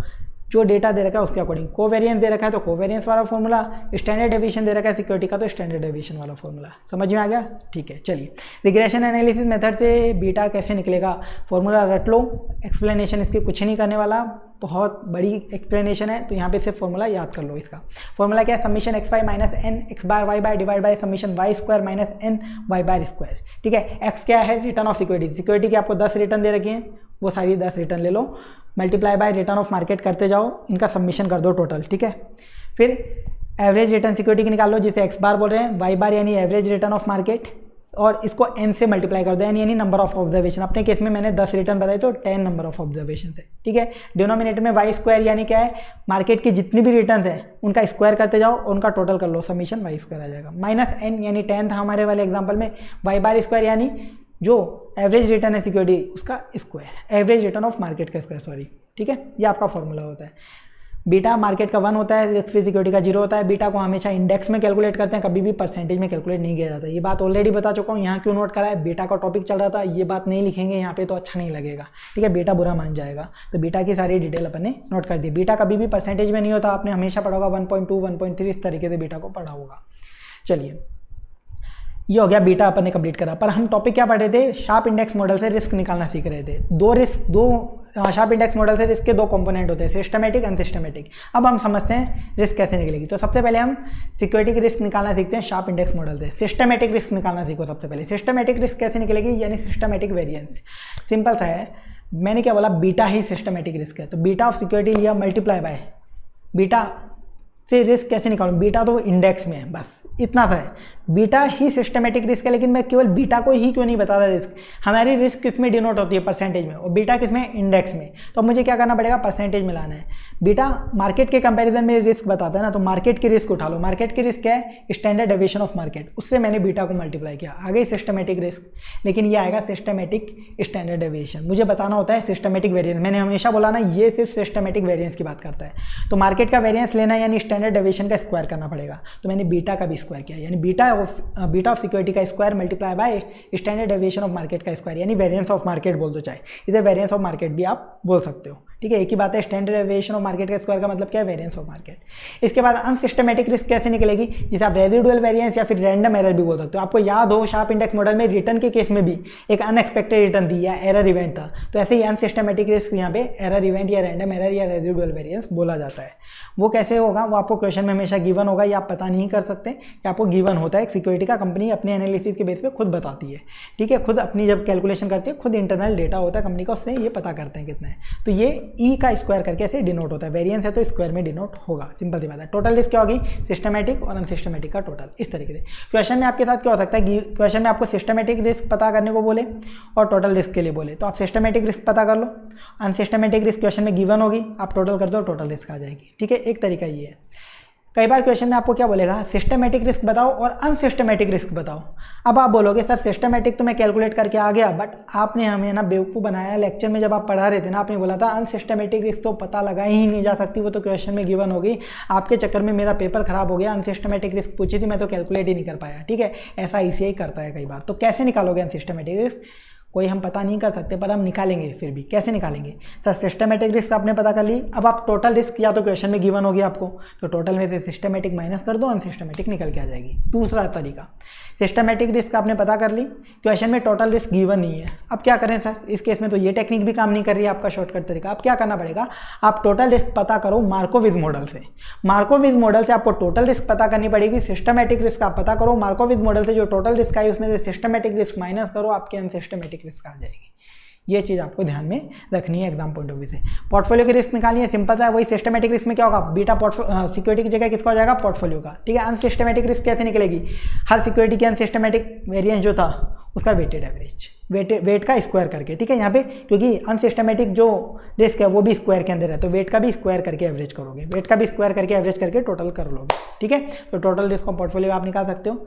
ये आपका शार्प इंडेक्स मॉडल से ये वाला टॉपिक पूरा कंप्लीट हो चुका है, रिस्क कैसे निकालेंगे। और इसी के साथ रिस्क वाला टॉपिक भी कंप्लीट होता है। बस एक लास्ट पॉइंट और लिखा है मैंने इसमें स्टार लगा के, जो कि इस बार नवंबर वाले एग्जाम में काम में भी आया था। और जब मैंने लेक्चर पढ़ाया था नवंबर से पहले जो लेक्चर करवाया था, उसमें भी ये चीज़ बोली थी कि ध्यान रखना ICAI कभी भी इसमें कंफ्यूज कर सकता है। और नवंबर एग्जाम में इन्होंने कंफ्यूज कर दिया।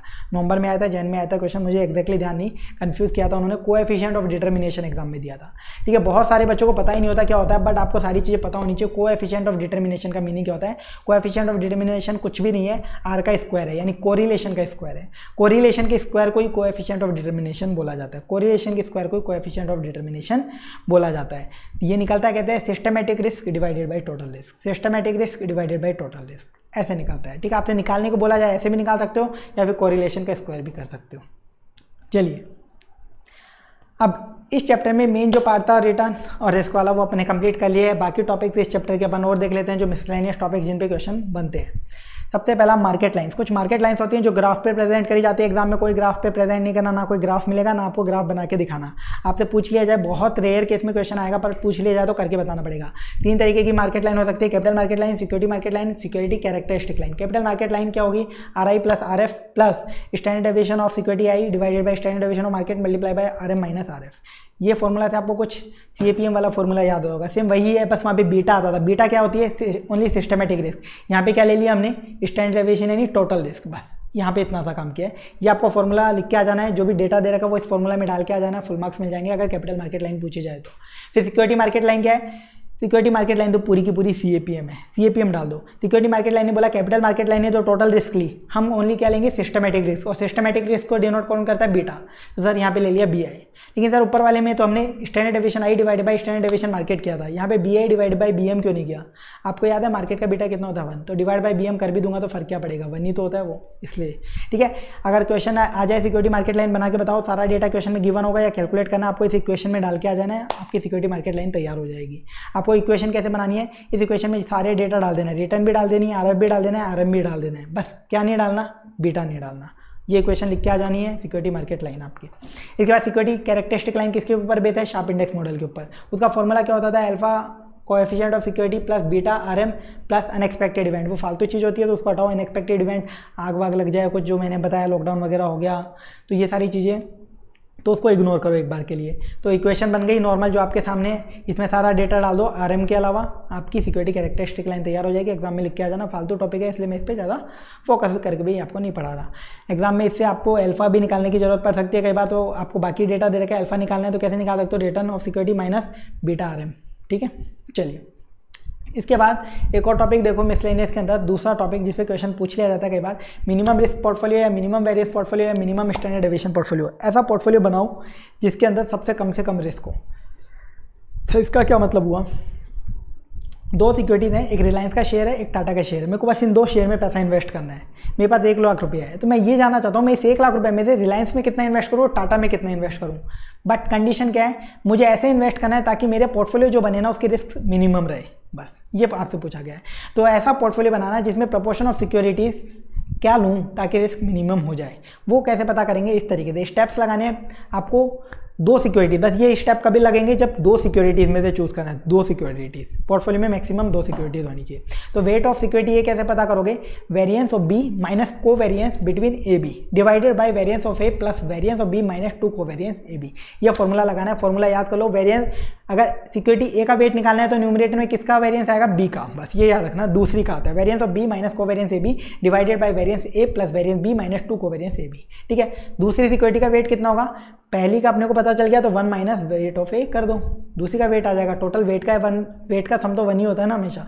तो ये दो सिक्योरिटीज़ के केस में काम करेगा ये मेथड। तो इसके लिए एक और मेथड अवेलेबल है, जब 2 से ज़्यादा सिक्योरिटीज़ हो, 2 से ज़्यादा सिक्योरिटीज़ हो तो आप क्रिटिकल लाइन ग्राफ के ऊपर बनाई जाती है, उसके बेस पे आप पता कर सकते हो। ये मैथमेटिक्स में भी अपन पढ़ते थे पर तब ज़्यादा कुछ समझ में आता नहीं था, अदरवाइज मैथ साइंस ही ले ली होती, क्यों कॉमर्स लेते, क्यों सीए कर रहे होते। ठीक है, तो मैथमेटिक्स के टाइम पर मैं भी पढ़ता था, 11th-12th में था शायद ये टॉपिक क्रिटिकल लाइन वाला, कभी समझ में आया नहीं, बस क्वेश्चन कर आते थे, रट के चले जाते थे, मार्क्स आ जाते थे, तो वो वाली चीज़ है। बट क्रिटिकल लाइन का एक ग्राफ पे बनाई जाती है और उसके बेसिस पे आप वेट पता कर सकते हो सिक्योरिटीज़ का। आपके पोर्टफोलियो में मान लो मेरे को ए और बी और सी इन 3 सिक्योरिटीज़ को इन्वेस्ट करना है, इन 3 सिक्योरिटी में 1 लाख इन्वेस्ट करना है, किस तरीके से करूं ताकि मेरे पोर्टफोलियो का वेरिएंस सबसे कम हो, तो वो इस तरीके से आप पता कर सकते हो। क्रिटिकल लाइन का मेथड होता है, फॉर्मूला होता है, इक्वेशन होती है y = a + bx, इसे इक्वेशन बोलते हैं y = a + bx।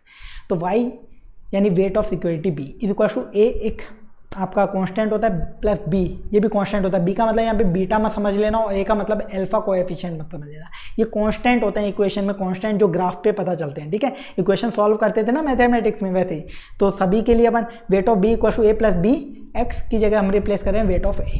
ठीक है, ऐसे ही सिक्योरिटी सी का निकालना हो वेट, तो इस तरीके से 2 इक्वेशन बना लो और उनको सॉल्व कर दो, इस तरीके से आ जाएगा। इक्वेशन है भी अपने पास जो अपन लेक्चर में करते हैं, अब आप लोगों को खुद करना है रिवीजन लेक्चर के बाद।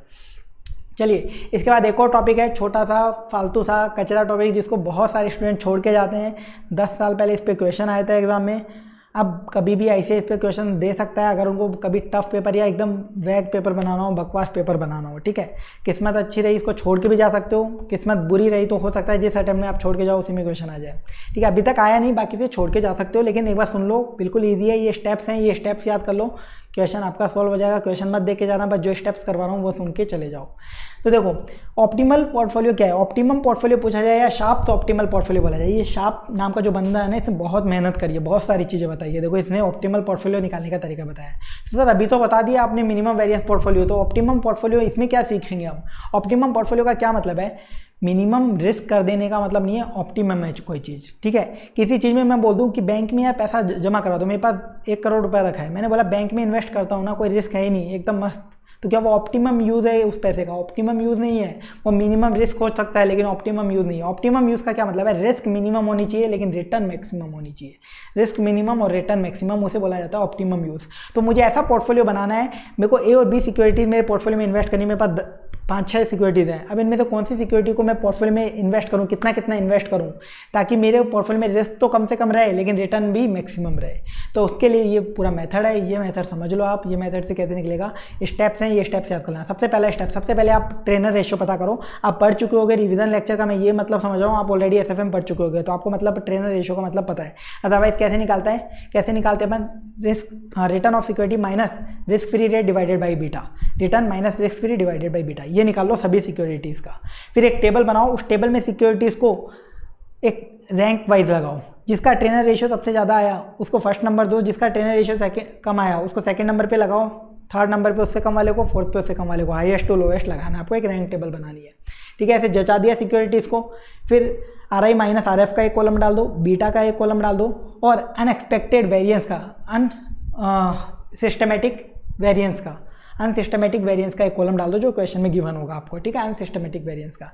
फिर आप कैलकुलेट करो RI minus RF multiply by beta, यानी second column multiply by third column divided by fourth column, unsystematic variance. RI minus RF multiply by beta, RI minus RF multiply by beta divided by unsystematic variance. RI RF को beta से multiply करके unsystematic variance से divide कर दो, और इसके बाद एक और कॉलम बनाओ जिसमें इसका क्यूमुलेटिव टोटल करते जाओ। क्या करते जाओ, क्यूमुलेटिव टोटल करते जाओ। ये कॉलम तो फालतू सा, बिल्कुल ईजी सा कॉलम है, इसमें तो कोई दिक्कत ही नहीं आएगी। ठीक है, फिर नेक्स्ट कॉलम बनाओ, उसमें क्या करो, बीटा का square divided by unsystematic variance, beta का square divided by unsystematic variance. इसको रट लो बस, इसमें दिमाग मत लगाओ कौन सी चीज़ क्यों आई कैसे आई, क्या लिखना है आपको, बीटा का square divided by unsystematic variance. फिर एक और कॉलम बनाओ, उसमें क्या करो, इस वाले कॉलम में जो भी वैल्यू है उसका क्यूमुलेटिव टोटल करते जाओ, क्यूमुलेटिव टोटल करते जाओ। तो दो कॉलम बने क्यूमुलेटिव टोटल के, यही आपके इंपॉर्टेंट कॉलम्स हैं। इन दोनों कॉलम का नाम दिया मैंने कॉलम ए और कॉलम बी। ठीक है, फिर लास्ट कॉलम बनाओ सी वैल्यू का, सी वैल्यू का यानी कट ऑफ पॉइंट का लास्ट कॉलम बनाओ। सी वैल्यू कैसे निकलेगी, मार्केट का वेरिएंस आपको दे रखा होगा क्वेश्चन में, मार्केट का variance multiply by column A की वैल्यू, मार्केट का variance multiply by column A की वैल्यू, हर सिक्योरिटी के लिए निकलेगा ये भी। तो मार्केट का variance multiply by column A की value divided by 1 plus market का variance multiply by column B की वैल्यू, मार्केट का variance multiply by column A की value divided by 1 plus market का variance multiply by column B की value. ऐसे सभी securities की सी वैल्यू निकाल लो। ठीक है, सभी सिक्योरिटीज की सी वैल्यू निकाल ली, उसमें से देखो कौन सी सिक्योरिटी की सी वैल्यू सबसे ज्यादा हाईएस्ट है, कौन सी सिक्योरिटी की सी वैल्यू सबसे ज्यादा हाईएस्ट है। जिस भी सिक्योरिटी की सी वैल्यू सबसे ज्यादा हाईएस्ट है वही आपका क्या होगा, कट ऑफ पॉइंट होगा। जिस भी सिक्योरिटी की सी वैल्यू सबसे ज्यादा हाईएस्ट होगी वही आपका कट ऑफ पॉइंट होगा, यानी यहां तक की सिक्योरिटीज हम ले लेंगे और इसके बाद की सारी छोड़ देंगे। सी वैल्यू सपोज मेरी जो मैंने रैंक टेबल डाली थी उसमें पहले आई सिक्योरिटी ई, फिर आई एफ, फिर आई सी, फिर डी, फिर बी, फिर ए। तो सिक्योरिटी डी का कट ऑफ पॉइंट आया 2.5 जो कि सबसे ज़्यादा है, तो सिक्योरिटी डी तक की सारी सिक्योरिटी ले लूंगा। कौन कौन सी, ई एफ सी डी, ए और बी, इन दोनों को छोड़ दूंगा। यानी जो कट ऑफ पॉइंट है टेबल में, कट ऑफ पॉइंट तक जितनी भी सिक्योरिटीज़ हैं उन सबको सेलेक्ट कर लो, बाकियों को रिजेक्ट कर दो। यानी अपने को बस इन 4 सिक्योरिटीज़ में इन्वेस्ट करना है, बाकियों में नहीं करना। अब ये तो पता चल गया किन में इन्वेस्ट करना है और किन में नहीं करना, लेकिन जिनमें इन्वेस्ट करना है उनमें कितना प्रपोर्शन में इन्वेस्ट करना है, कितना कितना अमाउंट करूँ वो पता करना है। तो प्रपोर्शन पता करने के लिए जेड आई वैल्यू पता करनी पड़ेगी। सबसे पहले क्या पता करोगे, जेड आई वैल्यू, जो कि 4 डेसिमल में आपको पता करनी है। कितने डेसिमल में, 4 डेसिमल में। जेड आई वैल्यू क्या आएगी, beta divided by unsystematic variance, beta divided by unsystematic variance multiply bye trainer ratio minus cut off point, multiply by trainer ratio minus cut off point, beta divided by unsystematic variance multiply bye trainer ratio minus cut off point. ये आ जाएगी Z I की value. Z I की value हर security की निकाली जिनमें आपको invest करना है, सिर्फ उनकी। ठीक है, उसके बाद जेड आई की वैल्यू का टोटल कर लो, जितनी भी जेड आई की वैल्यू उनका टोटल कर लो। प्रपोर्शन निकालना है, क्या करना है, सिंपल सा है, हर सिक्योरिटी की जेड आई की value divided by total Z I multiply by 100। Percentage में आ जाएगा कि कितनी सिक्योरिटी में, इस सिक्योरिटी में कितना परसेंट इन्वेस्ट करना है, इसमें कितना और इसमें कितना। ठीक है, ये हो गया क्वेश्चन कंप्लीट। ये स्टेप्स रट लो, ये क्वेश्चन मतलब इतना ईजी होता है, कुछ भी नहीं है। ये स्टेप करके आओगे, ये क्वेश्चन तो फ्री के मार्क्स दिला देगा अगर किसी अटेम्प्ट में आ गया तो। ये स्टेप्स रट के चले जाना। चलिए इसके बाद next topic, evaluation of portfolio. हमने पूरे चैप्टर में सबको समझ लिया कि पोर्टफोलियो की मेरी रिटर्न ये है, रिस्क ये है, मिनिमम वेरिएंस पोर्टफोलियो बना लिया, ऑप्टिमम पोर्टफोलियो बना लिया, सब काम कर लिए, 1 साल बीत गया। ठीक है, अब मुझे चेक करना है कि जो मैंने काम करे, जो मैंने पोर्टफोलियो बनाया, इतनी मेहनत करी, ऑप्टिमम पोर्टफोलियो सब बनाए, क्या मैंने जो मुझे चाहिए था वो मिला, रिजल्ट। आप पूरे साल स्कूल में मेहनत करते थे, फिर एग्ज़ाम होता था, फिर रिजल्ट आता था। अभी सीए के लिए मेहनत कर रहे हो, 3 साल तक आर्टिकलशिप कर रहे हो, तैयारी कर रहे हो, फिर पेपर देने जाते हो, फिर रिजल्ट आता। 3 साल का पूरा प्रोसेस कंप्लीट किया ना, वो अभी तक अपने पूरे चैप्टर में पढ़ लिया। अब एग्ज़ाम दिए, एग्ज़ाम के बाद जो रिजल्ट आया वो है इवैल्यूएशन, वही हम करने जा रहे हैं। पोर्टफोलियो सब बना लिया, आप पोर्टफोलियो का इवैल्यूएशन करेंगे, जो हमने सोचा था क्या वो हुआ, पोर्टफोलियो ने क्या दिया हमें रिटर्न में। तो पहला इसका मेथड है शार्प रेशियो। शार्प ने हर जगह हाथ पैर मारा है, उस बंदे ने इवैल्यूएशन की भी टेक्निक दी है। शार्प रेशियो ने क्या बोला, RI minus RF divided by standard deviation कर दो, रिटर्न में से रिस्क फ्री रेट माइनस कर दो डिवाइडेड बाय स्टैंडर्ड वेरिएशन कर दो, आपको पता चल जाएगा एक रिस्क लेने के लिए आपने रिस्क फ्री रेट से एक्स्ट्रा रिटर्न कितनी कमाई। मार्केट में रिस्क फ्री रेट है 10%, मेरे पोर्टफोलियो में रिटर्न आई 15%, तो 5% मैंने रिटर्न कमाई, ठीक है। तो डिवाइड में रखो रिस्क कितनी थी, आपने एक रिस्क लेकर एक्स्ट्रा रिटर्न कितनी कमाई रिस्क फ्री से। सिंपल सा है। रिटर्न कौन सी लेंगे यहाँ पे, एक्सपेक्टेड, एक्चुअली, एवरेज, नॉर्मल वाली, ठीक है, ओरिजिनल। रिक्वायर्ड रिटर्न नहीं लेंगे, ये बात ध्यान रखना। रिक्वायर्ड रिटर्न का क्या मतलब है, यहाँ तो अपन एक्चुअल इवैल्यूएशन कर रहे हैं ना, ठीक है। ये सिक्योरिटी के लिए भी काम में आ सकता है, सिक्योरिटी का इवैल्यूएशन करने में भी, पोर्टफोलियो का भी यही फॉर्मूला लगेगा। बस पोर्टफोलियो के में पोर्टफोलियो की रिटर्न और पोर्टफोलियो का स्टैंडर्ड डेविएशन आ जाएगा, सिक्योरिटी के केस में सिक्योरिटी की रिटर्न, सिक्योरिटी का स्टैंडर्ड डेविएशन आ जाएगा। फिर इसके बाद ट्रेनर करके एक पर्सन है, इसने अपना रेशियो दिया। इसने क्या बोला कि शार्प है ना पागल इंसान है, इसने जब रिस्क निकालने के टाइम पे फॉर्मूला दिया तब इसने बोला कि रिस्क को दो पार्ट में डिवाइड कर दो, सिस्टमेटिक अनसिस्टमेटिक, जिसमें सिस्टमेटिक रिस्क क्या होती थी, बीटा। और अब ये इवैल्यूएशन की बात कर रहा है, तब ये बोल रहा है टोटल रिस्क ले, देखो डिवाइड में इसने क्या लिया था, स्टैंडर्ड डेविएशन शार्प ने। तो ट्रेनर ने बोला कि आप टोटल रिस्क क्यों ले रहे हो, सिर्फ सिस्टमेटिक रिस्क लो, तो RI minus RF divided by beta, बस इतना फर्क है ट्रेनर रेशियो में।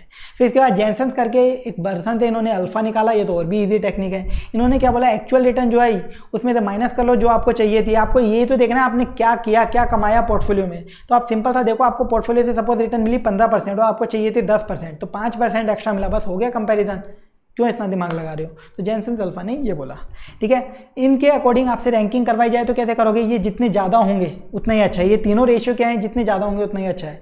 दोनों ऊपर वाले रेशियो क्या बताते हैं, एक रिस्क लेने के लिए रिटर्न कितनी कमाई, तो जितनी ज़्यादा होगी उतना ही अच्छा है। और जेनसन अल्फा क्या बताता है कि रिक्वायर्ड रिटर्न से हमने एक्चुअल रिटर्न कितनी ज़्यादा कमाई, तो ये जितने भी ज़्यादा होंगे उतने अच्छा है। तो हाईएस्ट टू लोएस्ट के रेशियो में इनको रैंकिंग दी जाती है। इसके बाद नेक्स्ट टॉपिक है पोर्टफोलियो रीबैलेंसिंग। ये टॉपिक भी बहुत सारे स्टूडेंट छोड़ के जाते हैं इसको, टिपिकल टफ टॉपिक समझ के, बट ये कोई टफ टॉपिक नहीं है, सिंपल सा है, प्रोसीजर है, अभी समझा देता हूँ, सारे क्वेश्चन सॉल्व हो जाएंगे इस पर। देखो पोर्टफोलियो रीबैलेंसिंग के सारे टॉपिक मैं सीक्वेंस में पढ़ाता हूँ क्लास में, और सीक्वेंस में अपन क्वेश्चन करते चले जाते हैं, और रिवीजन में भी सीक्वेंस ही चल रहा है अपना। अपने पोर्टफोलियो की रिटर्न समझी, रिस्क समझी, मिनिमम पोर्टफोलियो बनाया, ऑप्टिमम पोर्टफोलियो बनाया, फिर उसका इवैल्यूएशन भी किया। इवैल्यूएशन करने के बाद, रिजल्ट के बाद बताओ क्या करते हैं, किसी चीज़ का रिजल्ट पता चला, रिजल्ट पास है अच्छी बात है, रिजल्ट फेल है क्या करेंगे, टेक्निक्स चेंज करेंगे, स्ट्रेटेजी चेंज करेंगे, वही चीज़ यहाँ कर रहे हैं पोर्टफोलियो रीबैलेंसिंग। मैंने इवैल्यूएट किया पोर्टफोलियो, लेकिन अब मेरे को चेंज करना है, मेरा पोर्टफोलियो जो मुझे चाहिए था वो नहीं मिला, मुझे कुछ चेंज करना है यार, मुझे ज़्यादा पैसा कमाना है, तो पोर्टफोलियो की रीबैलेंसिंग करूँगा, चेंज करूँगा, कुछ पैसा यहाँ से निकाल के यहाँ डालूंगा, यहाँ से निकाल के यहाँ डालूंगा, ठीक है। तो पोर्टफोलियो की रीबैलेंसिंग ये कैसे होगी, तो इसके लिए 3 स्ट्रेटेजी अवेलेबल है, बाय एंड होल्ड पॉलिसी, या फिर constant portion ratio mix policy, कुछ भी, कांस्टेंट पोर्शन पॉलिसी बोल दो, कांस्टेंट रेशियो पॉलिसी बोल दो, या कांस्टेंट मिक्स पॉलिसी बोल दो, इन सबका मतलब एक ही है, ठीक है। कांस्टेंट पोर्शन रेशियो या मिक्स पॉलिसी कुछ भी आए तो यानी ये वाला मेथड लगाना है। एक लास्ट स्ट्रेटेजी होती है कांस्टेंट प्रपोर्शन इंश्योरेंस पॉलिसी, दोनों में फ़र्क होता है, वो क्या थी, कांस्टेंट पोर्शन पॉलिसी, और ये कांस्टेंट प्रपोर्शन इंश्योरेंस पॉलिसी, ठीक है, CPPI, constant proportion portfolio insurance policy भी बोलते हैं इसको, इसलिए इसकी शॉर्ट फॉर्म में CPPI। ये 3 स्ट्रेटेजीज होती हैं। सबसे पहली स्ट्रेटेजी एकदम थर्ड क्लास फालतू बकवास स्ट्रेटेजी है, छोटी सी, बाय एंड होल्ड पॉलिसी। जिस सिक्योरिटी में इन्वेस्ट कर दिया बस आलसियों की तरह पड़े रहो, 1 लाख रुपए मैंने रिलायंस का शेयर खरीद लिए, 2 लाख के टाटा के शेयर खरीद लिए, बस कुछ नहीं करना ज़िंदगी भर। 3 साल के लिए पैसा इन्वेस्ट किया, तीसरे साल के एंड में देख लूँगा टोटल कितने शेयर्स हैं और उस दिन क्या वैल्यू है, उससे मल्टीप्लाई करके टोटल वैल्यू आ जाएगी। कुछ भी नहीं करूँगा, आलसियों की तरह आराम से घर पर सोता रहूँगा। ये बाय करके होल्ड करके सो जाओ। दूसरी पॉलिसी समझो, कांस्टेंट पोर्शन या कांस्टेंट रेशियो मिक्स पॉलिसी, ठीक है। इस पॉलिसी में इसका क्वेश्चन आपके स्टडी मटेरियल में, जो नया स्टडी मटेरियल आया है उसमें म्यूचुअल फंड के चैप्टर में इसका क्वेश्चन डाला हुआ है, जबकि ये पोर्टफोलियो चैप्टर की टॉपिक है, ठीक है। तो मैंने क्वेश्चन भी बता दिया आपको कहाँ मिलेगा। तो इसके अंदर आपको क्या है, आप एक फिक्स प्रपोर्शन जो आप डिसाइड कर लेते हो, एक फिक्स रेशियो आप डिसाइड कर लेते हो, उसके अंदर आप इन्वेस्ट करते हो। आप अपनी सिक्योरिटीज़ में कैसे इन्वेस्ट करते हो, आप अपने पोर्टफोलियो में 2 जगह इन्वेस्ट करते हो। देखो पोर्टफोलियो रीबैलेंसिंग कैसे होती है हमेशा, या तो रिस्क फ्री से निकाल के रिस्की में आप पैसा लगाते हो, या फिर रिस्की से निकाल के रिस्क फ्री में लगाते हो, ठीक है। तो 2 जगह इन्वेस्ट करते हैं। रिस्की सिक्योरिटीज़ को हम बोलते हैं एग्रेसिव सिक्योरिटीज, जो एग्रेसिव है, जिनमें ज़्यादा चेंजेस आते हैं, और रिस्क फ्री को बोलते हैं कंजर्वेटिव सिक्योरिटी। क्या बोलते हैं, कंजर्वेटिव सिक्योरिटी। रिस्क फ्री को कंजर्वेटिव या कंजर्वेटिव अप्रोच है, संभल के चलते कहाँ है, रिस्क फ्री में। और जहाँ हम एग्रेसिव रहते हैं, ठीक है, खतरनाक रहते हैं, कुछ भी हो सकता है, वो कहाँ हो सकता है, रिस्की के अंदर, एग्रेसिव मोड। तो aggressive security, risky security, conservative security यानी रिस्क फ्री सिक्योरिटी। तो हम क्या करते हैं, रीबैलेंसिंग में रिस्की में से निकाल के कुछ रिस्क फ्री में डालते हैं और रिस्क फ्री से रिस्की में डालते हैं, बस ये चीज़ हम करते हैं। तो सबसे पहले आप इनिशियली डिसाइड कर लेते हो कि मैं रिस्की और रिस्क फ्री में मेरा एक फिक्स प्रपोर्शन रखूंगा, कितना 1:1, यानी मेरे पास जितना भी पैसा होगा इक्वल अमाउंट रिस्की में डालूंगा, इक्वल रिस्क फ्री में। ये आपने फिक्स कर लिया, बस ये पॉलिसी है ये। तो इनिशियली मैंने सोचा 2 लाख रुपये इन्वेस्ट करूंगा, तो यानी 1 लाख रिस्की में, 1 लाख रिस्क फ्री में, एग्रेसिव कंजर्वेटिव दोनों में। तो टोटल नंबर ऑफ यूनिट्स यानी टोटल नंबर ऑफ शेयर्स। मैं म्यूचुअल फंड की भी बात कर सकता हूँ। देखो म्यूचुअल फंड भी एक तरीके से पोर्टफोलियो होता है, तो ये म्यूचुअल फंड में क्वेश्चन है, उसका म्यूचुअल फंड से रिलेटेड यूनिट्स दे रखे हैं, उसके अकॉर्डिंग मैंने यहाँ पे लिखवाया हुआ है। तो आपको पता करना है टोटल यूनिट्स आपने कितनी खरीदी, तो आप पता कर सकते हो टोटल इन्वेस्टमेंट और उस दिन NAV क्या थी। म्यूचुअल फंड के केस में NAV होती है, शेयर के केस में शेयर प्राइस होती है, उससे कोई फर्क नहीं पड़ेगा। ऐसे ही आप एग्रेसिव स्टॉक में देख लो आपकी यूनिट्स कितनी है जो आपने परचेस कर रखी है। कंजर्वेटिव की यूनिट्स देखने की जरूरत नहीं होती है, क्योंकि मेन तो अपने को एग्रेसिव को देखना है, रिस्क की सिक्योरिटी को देखना है, उसमें क्या करना है। फिर इसकी कैलकुलेशन करने के लिए फॉर्मेट बनाना पड़ेगा, मंथ या डेट का कॉलम, जिस दिन आप रीबैलेंसिंग करोगे उस दिन की शेयर प्राइस या NAV, ठीक है। फिर कंजर्वेटिव स्टॉक की उस दिन वैल्यू क्या है, एग्रेसिव स्टॉक की उस दिन वैल्यू क्या है, टोटल पोर्टफोलियो की वैल्यू क्या है, ये कॉलम बनाओ। इसके बाद आप रिवैल्यूएशन पे क्या एक्शन ले रहे हो, रीबैलेंसिंग पे क्या एक्शन ले रहे हो। रीबैलेंसिंग पे एक्शन क्या लेते हैं हम, अग्रेसिव को बाय कर लें, रिस्की को बाय कर लें, इसका मतलब क्या है कंजर्वेटिव को सेल कर दें, ठीक है। लेकिन अपन बोलेंगे क्या, अग्रेसिव के बारे में बोलेंगे। अग्रेसिव को या तो बाय कर लें या फिर अग्रेसिव को सेल कर दें। अग्रेसिव को सेल कर दें का मतलब क्या है, रिस्क फ्री को बाय कर ले, कंजर्वेटिव को बाय कर ले। तो अपन डिसीजन में इस वाले कॉलम में क्या डालेंगे, बाय अग्रेसिव या सेल अग्रेसिव, कितना यूनिट या कितना शेयर वो इसमें लिखेंगे अपन। लास्ट कॉलम बताएंगे कि इस दिन अपने पास अग्रेसिव स्टॉक की यानी रिस्की स्टॉक की इतनी शेयर्स हैं या इतने यूनिट्स हैं, ठीक है। तो सिंपल सा है, आपको एक दिन की NAV दे रखी होगी, आपको बोला होगा कि अगर NAV 15% से चेंज है तो आप रिवैल्यूएशन करोगे, अदरवाइज नहीं करोगे, ठीक है। इस तरीके से आपको बोला होगा, आप कर लेना। कुछ भी बोला हो सकता है, जरूरी नहीं है 15% से। अगर बोले 10% से चेंज होती है तो आप करते हो, चेंज का मतलब प्लस या माइनस कोई सा भी। अगर आपका सिर्फ 5% से चेंज आया तो उस केस में आप रिवैल्यूएशन एक्शन यानी रीबैलेंसिंग नहीं करोगे। रीबैलेंसिंग कैसे होगी, एग्जांपल के लिए समझो, मैंने इनिशियली 1-1 लाख दोनों में इन्वेस्ट कर दिया। रीबैलेंसिंग वाले दिन मान लो किसी दिन मेरी 15% से ज़्यादा NAV में यानी शेयर की प्राइस में चेंज आ गया, रीबैलेंसिंग करनी है। रीबैलेंसिंग वाले दिन टोटल पोर्टफोलियो की वैल्यू हो गई, मान लो अग्रेसिव स्टॉक की वैल्यू हो गई, मार्केट प्राइस हो गई 1.5 लाख, रिस्क फ्री की उतनी है 1 लाख, तो टोटल पोर्टफोलियो की वैल्यू कितनी है 2.5 लाख। अब मुझे क्या करना चाहिए, कांस्टेंट प्रोपोर्शन के अकॉर्डिंग दोनों में इक्वल, यानी 1,25,000 अग्रेसिव में, 1,25,000 कंजर्वेटिव में, यानी अग्रेसिव में से 25,000 सेल करना है और रिस्क फ्री को बाय करना है। ये मेरा रिवैल्यूएशन एक्शन होगा। क्वेश्चन करोगे ज़्यादा अच्छे से समझ में आएगा। लास्ट पॉलिसी समझो, constant proportion portfolio insurance policy. इसमें कुछ स्टेप्स हैं, ये समझते जाओ। लॉजिकली यहाँ पे एक्सप्लेन नहीं करने वाला क्योंकि बहुत डिटेल्ड है, तो स्टेप्स में समझो बस आप कैसे कैलकुलेट करना है। सबसे पहले मैक्सिमम डिक्लाइन परसेंट पता करो, मार्केट में ज़्यादा से ज़्यादा वैल्यू कितनी गिर सकती है, परसेंटेज में पता करो ज़्यादा से ज़्यादा वैल्यू कितनी गिर सकती है। आज के दिन की वैल्यू माइनस मार्केट में मिनिमम वैल्यू क्या हो सकती है वो आप पता कर लो। Present market value minus minimum market value divided by present market value, कि आज के दिन से जो वैल्यू उसमें से कितनी गिरावट हो सकती है वो पता आ जाएगी आपको, परसेंटेज में पता चल जाएगी, ठीक है। परसेंटेज में आपको पता चल गया मार्केट में मैक्सिमम डिक्लाइन कितना आ सकता है। तो आप अपने पोर्टफोलियो की फ्लोर वैल्यू पता कर लो, कि आप मान लो पोर्टफोलियो में 2 लाख रुपए इन्वेस्ट करने वाले हो, तो फ्लोर वैल्यू का मतलब क्या है, कम से कम मुझे जब भी पैसा निकालूंगा मिनिमम इतना तो मिलेगा ही, ठीक है। मैक्सिमम डिक्लाइन माइनस कर दो, यानी टोटल पोर्टफोलियो वैल्यू में से मैक्सिमम डिक्लाइन की परसेंटेज को माइनस कर दोगे तो आपको फ्लोर वैल्यू पता चल जाएगी पोर्टफोलियो की। ये 2 स्टेप हो गए। थर्ड स्टेप में आप क्या करो, अब जीरो टाइम पे आप कितना इन्वेस्ट करोगे, रिस्की में और रिस्क फ्री में। रिस्की अपन किसे बोले, अग्रेसिव को, और रिस्क फ्री को अपन क्या बोले, कंजर्वेटिव। तो अग्रेसिव में कितना इन्वेस्ट करोगे, total portfolio value minus floor value multiply bye multiplier. एक मल्टीप्लायर होता है कि हम कितनी रिस्क लेना चाहते हैं उसके बेसिस पे हम हमारा मल्टीप्लायर रखते हैं। हर कंपनी अपना मल्टीप्लायर डिसाइड करती है खुद से कि हमें कितनी रिस्क चाहिए। Portfolio value minus floor value multiply bye multiplier, इतना अमाउंट हम डालेंगे अग्रेसिव में। सपोज ये आया 1,50,000, तो कंजर्वेटिव में कितना डालेंगे, टोटल 2 लाख था, बैलेंस डालेंगे कंजर्वेटिव में यानी 50,000, ठीक है। चलिए आगे। अब हर रीबैलेंसिंग पीरियड में, रीबैलेंसिंग पीरियड आप डिसाइड करते हो कि हर 6 महीने में रीबैलेंसिंग करेंगे या हर 3 महीने में करेंगे या हर 1 साल में करेंगे, वो आपके ऊपर है। हर रीबैलेंसिंग पीरियड पे आपको क्या स्टेप फॉलो करने पड़ेंगे। सबसे पहले रीबैलेंसिंग पीरियड पर आप टोटल पोर्टफोलियो की वैल्यू पता करो क्या हो गई। तो पोर्टफोलियो की वैल्यू में कहाँ चेंज आएगा, रिस्की वाली सिक्योरिटी की वैल्यू में चेंज आया होगा, रिस्क फ्री की में चेंज नहीं आता कभी भी। रिस्की वाली क्या है, इक्विटी वाली, एग्रेसिव वाली, उसकी वैल्यू में चेंज कैसे पता चलेगा।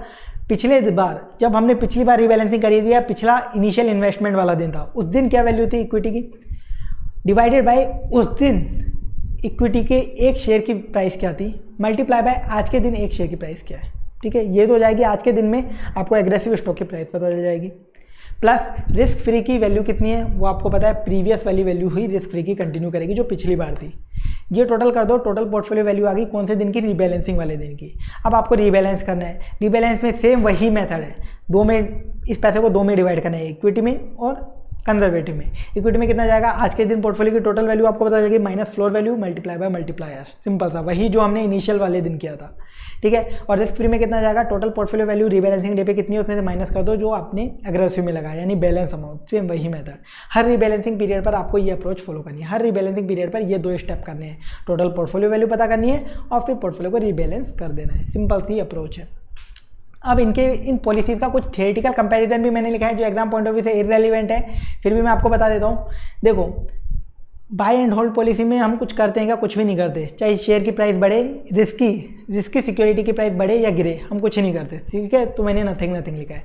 लेकिन कांस्टेंट रेशियो मिक्स थ्योरी में हम क्या करते हैं, एग्जांपल से अपन समझते भी है, पर वो एग्जांपल अभी लूंगा नहीं, मैं डायरेक्टली बता रहा हूँ। कांस्टेंट रेशियो मिक्स जो फॉलो करता है ना पर्सन, वो क्या करता है, जब रिस्की सिक्योरिटी की प्राइस बढ़ती है तो उसको बेच देता है, और रिस्की सिक्योरिटी की प्राइस गिरती है तो उसको खरीद लेता है, ठीक है। ये क्या सोचता है, प्राइस बढ़ रही है इसकी, ठीक है, प्राइस बढ़ रही है तो उसको बेच दो यार, कभी भी गिर सकती है, ये सोच रखता है। और प्राइस गिर रही है तो इसको खरीद लो, कभी तो बढ़ेगी, कभी तो प्राइस बढ़ेगी, तब पैसा कमा लूंगा। लेकिन सीपीपीआई वाला बंदा उल्टा काम करता है। सीपीपीआई वाला क्या कहता है, प्राइस बढ़ती है ना तब खरीद लेता है। ये क्या बोलता है, बढ़ रही है ना प्राइस, खरीद लो, अभी तो और बढ़ेगी, फायदा होगा।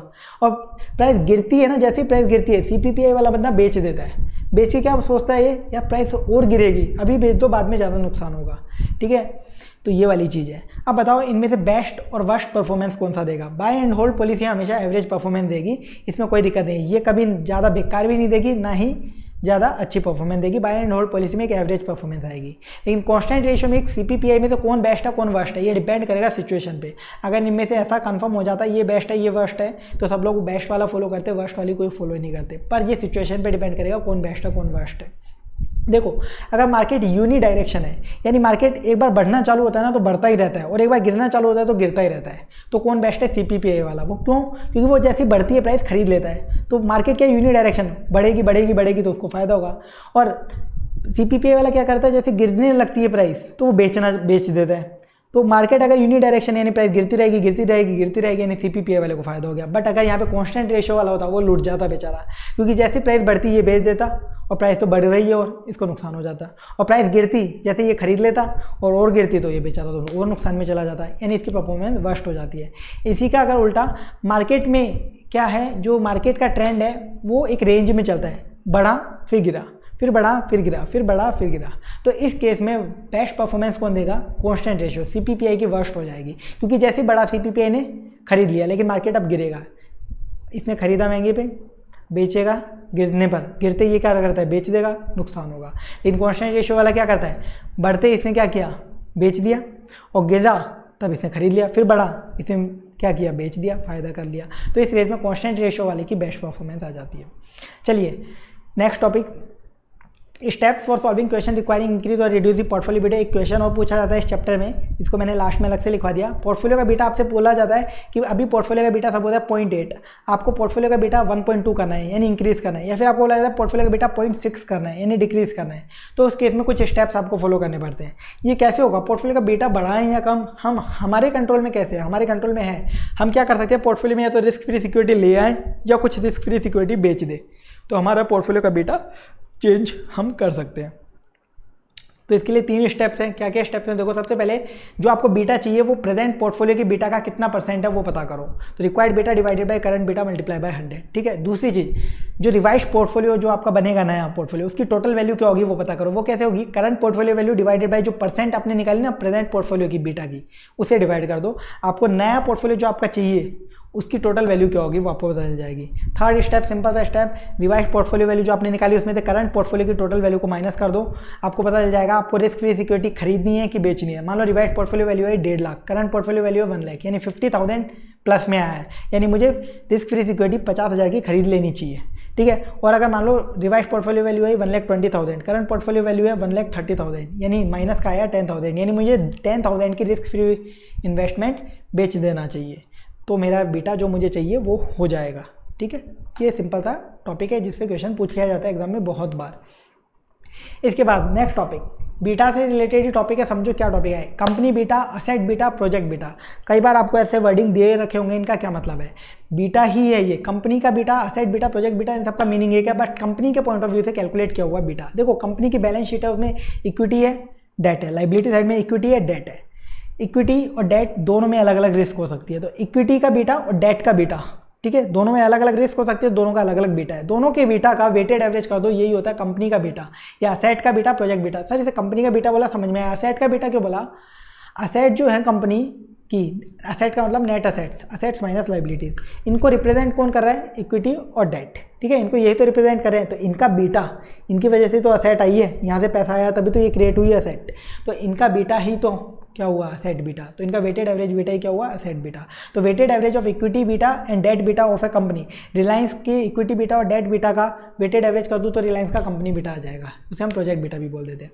ये निकालने के लिए टैक्स का जो एडजस्टमेंट है वो वेट में किया जाता है। टैक्स का एडजस्टमेंट कहाँ होगा, डेट के केस में, क्योंकि डेट में इंटरेस्ट का टैक्स सेविंग होती है, तो उसका एडजस्टमेंट यही करते हैं। तो कैसे निकलेगा, सिंपल है, beta of equity multiply by weight of equity plus beta of debt multiply by weight of date.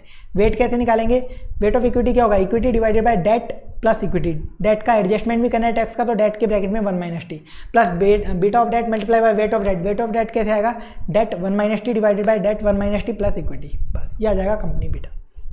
इसके बाद एक और चीज़ होती है बीटा में, लीवर्ड बीटा और अनलीवर्ड बीटा। ये क्या होता है, एक ऐसी कंपनी जिसमें कोई डेट है ही नहीं, ऐसी कंपनी जिसमें कोई डेट है ही नहीं, तो उसका अगर हम कंपनी बीटा निकालेंगे या सेट बीटा निकालेंगे। एक ऐसी कंपनी जिसमें डेट ही नहीं है, रिलायंस कंपनी में मान लो कोई डेट ही नहीं है, सिर्फ इक्विटी है, तो एक अगर इसका मैं असेट बीटा निकालूंगा तो वो बीटा को मैं अनलीवर्ड बीटा बोलूंगा। क्यों, क्योंकि इस कंपनी में कोई लीवरेज ही नहीं है। लीवरेज का मतलब होता है कोई डेट ही नहीं है, कोई डेट ही नहीं है, तो इसे अनलीवर्ड बीटा बोलूंगा। मान लो रिलायंस कंपनी में डेट भी और इक्विटी भी है, तो इसका जो असेट बीटा निकलेगा या कंपनी बीटा निकलेगा उसे मैं क्या बोलूंगा, लीवर्ड बीटा बोल दूंगा। उसे मैं क्या बोलूंगा, लीवर्ड बीटा, क्योंकि इस कंपनी में लीवरेज है। तो एक बीटा का लीवर्ड बीटा, अनलीवर्ड बीटा, इस तरीके से भी क्लासिफिकेशन होता है। आपको रीजन समझ में आ जाना चाहिए इसके पीछे रीजन क्या है। इन दोनों के बीच में रिलेशनशिप होती है लीवर्ड और अनलीवर्ड बीटा में। बीटा लीवर्ड अगर आपको निकालना है और अनलीवर्ड गिवन है, कैसे निकाल सकते हो, बीटा अनलीवर्ड, इसमें डेट का इफेक्ट दे दो, अनलीवर्ड में डेट का इफेक्ट दे दोगे तो लीवर्ड आ जाएगा। तो बीटा अनलीवर्ड ब्रैकेट में 1 plus debt 1 - t divided by E, बस। और अगर बीटा अनलीवर्ड निकालना है, लीवर्ड गिवन है, तो beta levered divided by 1 plus debt 1 - t divided by equity. वही फॉर्मूला को रिवर्स कर दिया, ठीक है। ये आपके काम में आता है कैलकुलेशन में बहुत जगह। लास्ट छोटा सा टॉपिक देख लो इस चैप्टर में फटाफट से, कुछ रेशियोज, कुछ प्रैक्टिकल क्वेश्चन सॉल्व करने में इस चैप्टर में आपके काम में आ सकते हैं, जो आपने इंटरमीडिएट में पढ़ोगे उनको फटाफट से रिवाइज कर लो। डेट रेशियो या फिर debt to total asset ratio या फिर debt to total capitalization ratio, इन सब का एक ही मीनिंग है और ये निकलती कैसे है, debt divided by debt plus equity, debt divided by debt plus equity. या फिर एक और फॉर्मूला है 1 - इक्विटी रेशियो।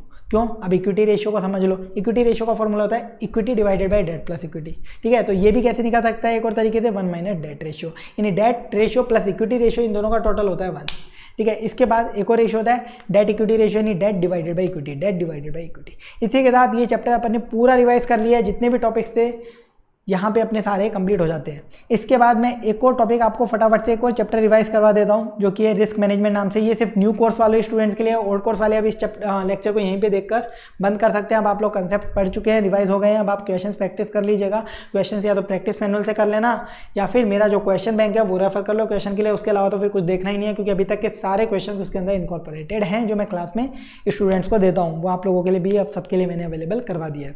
चलिए अब रिस्क मैनेजमेंट चैप्टर को फटाफट से रिवाइज कर लेते हैं। इसी से लिंक चैप्टर था ये, तो अभी मैं इसको फटाफट से रिवाइज आपको करवा देता हूँ, ये न्यू कोर्स वालों के लिए। रिस्क मैनेजमेंट चैप्टर में थियरी भी है, थियरी को अपन रिवाइज नहीं कर रहे हैं, सिर्फ प्रैक्टिकल एक पार्ट आता है, वैल्यू एट रिस्क बार। इसकी कैलकुलेशन आपसे पूछी जाती है एग्जाम में, 4 नंबर का क्वेश्चन आ सकता है, तो इसको हम फटाफट से इस टॉपिक को रिवाइज कर लेते हैं।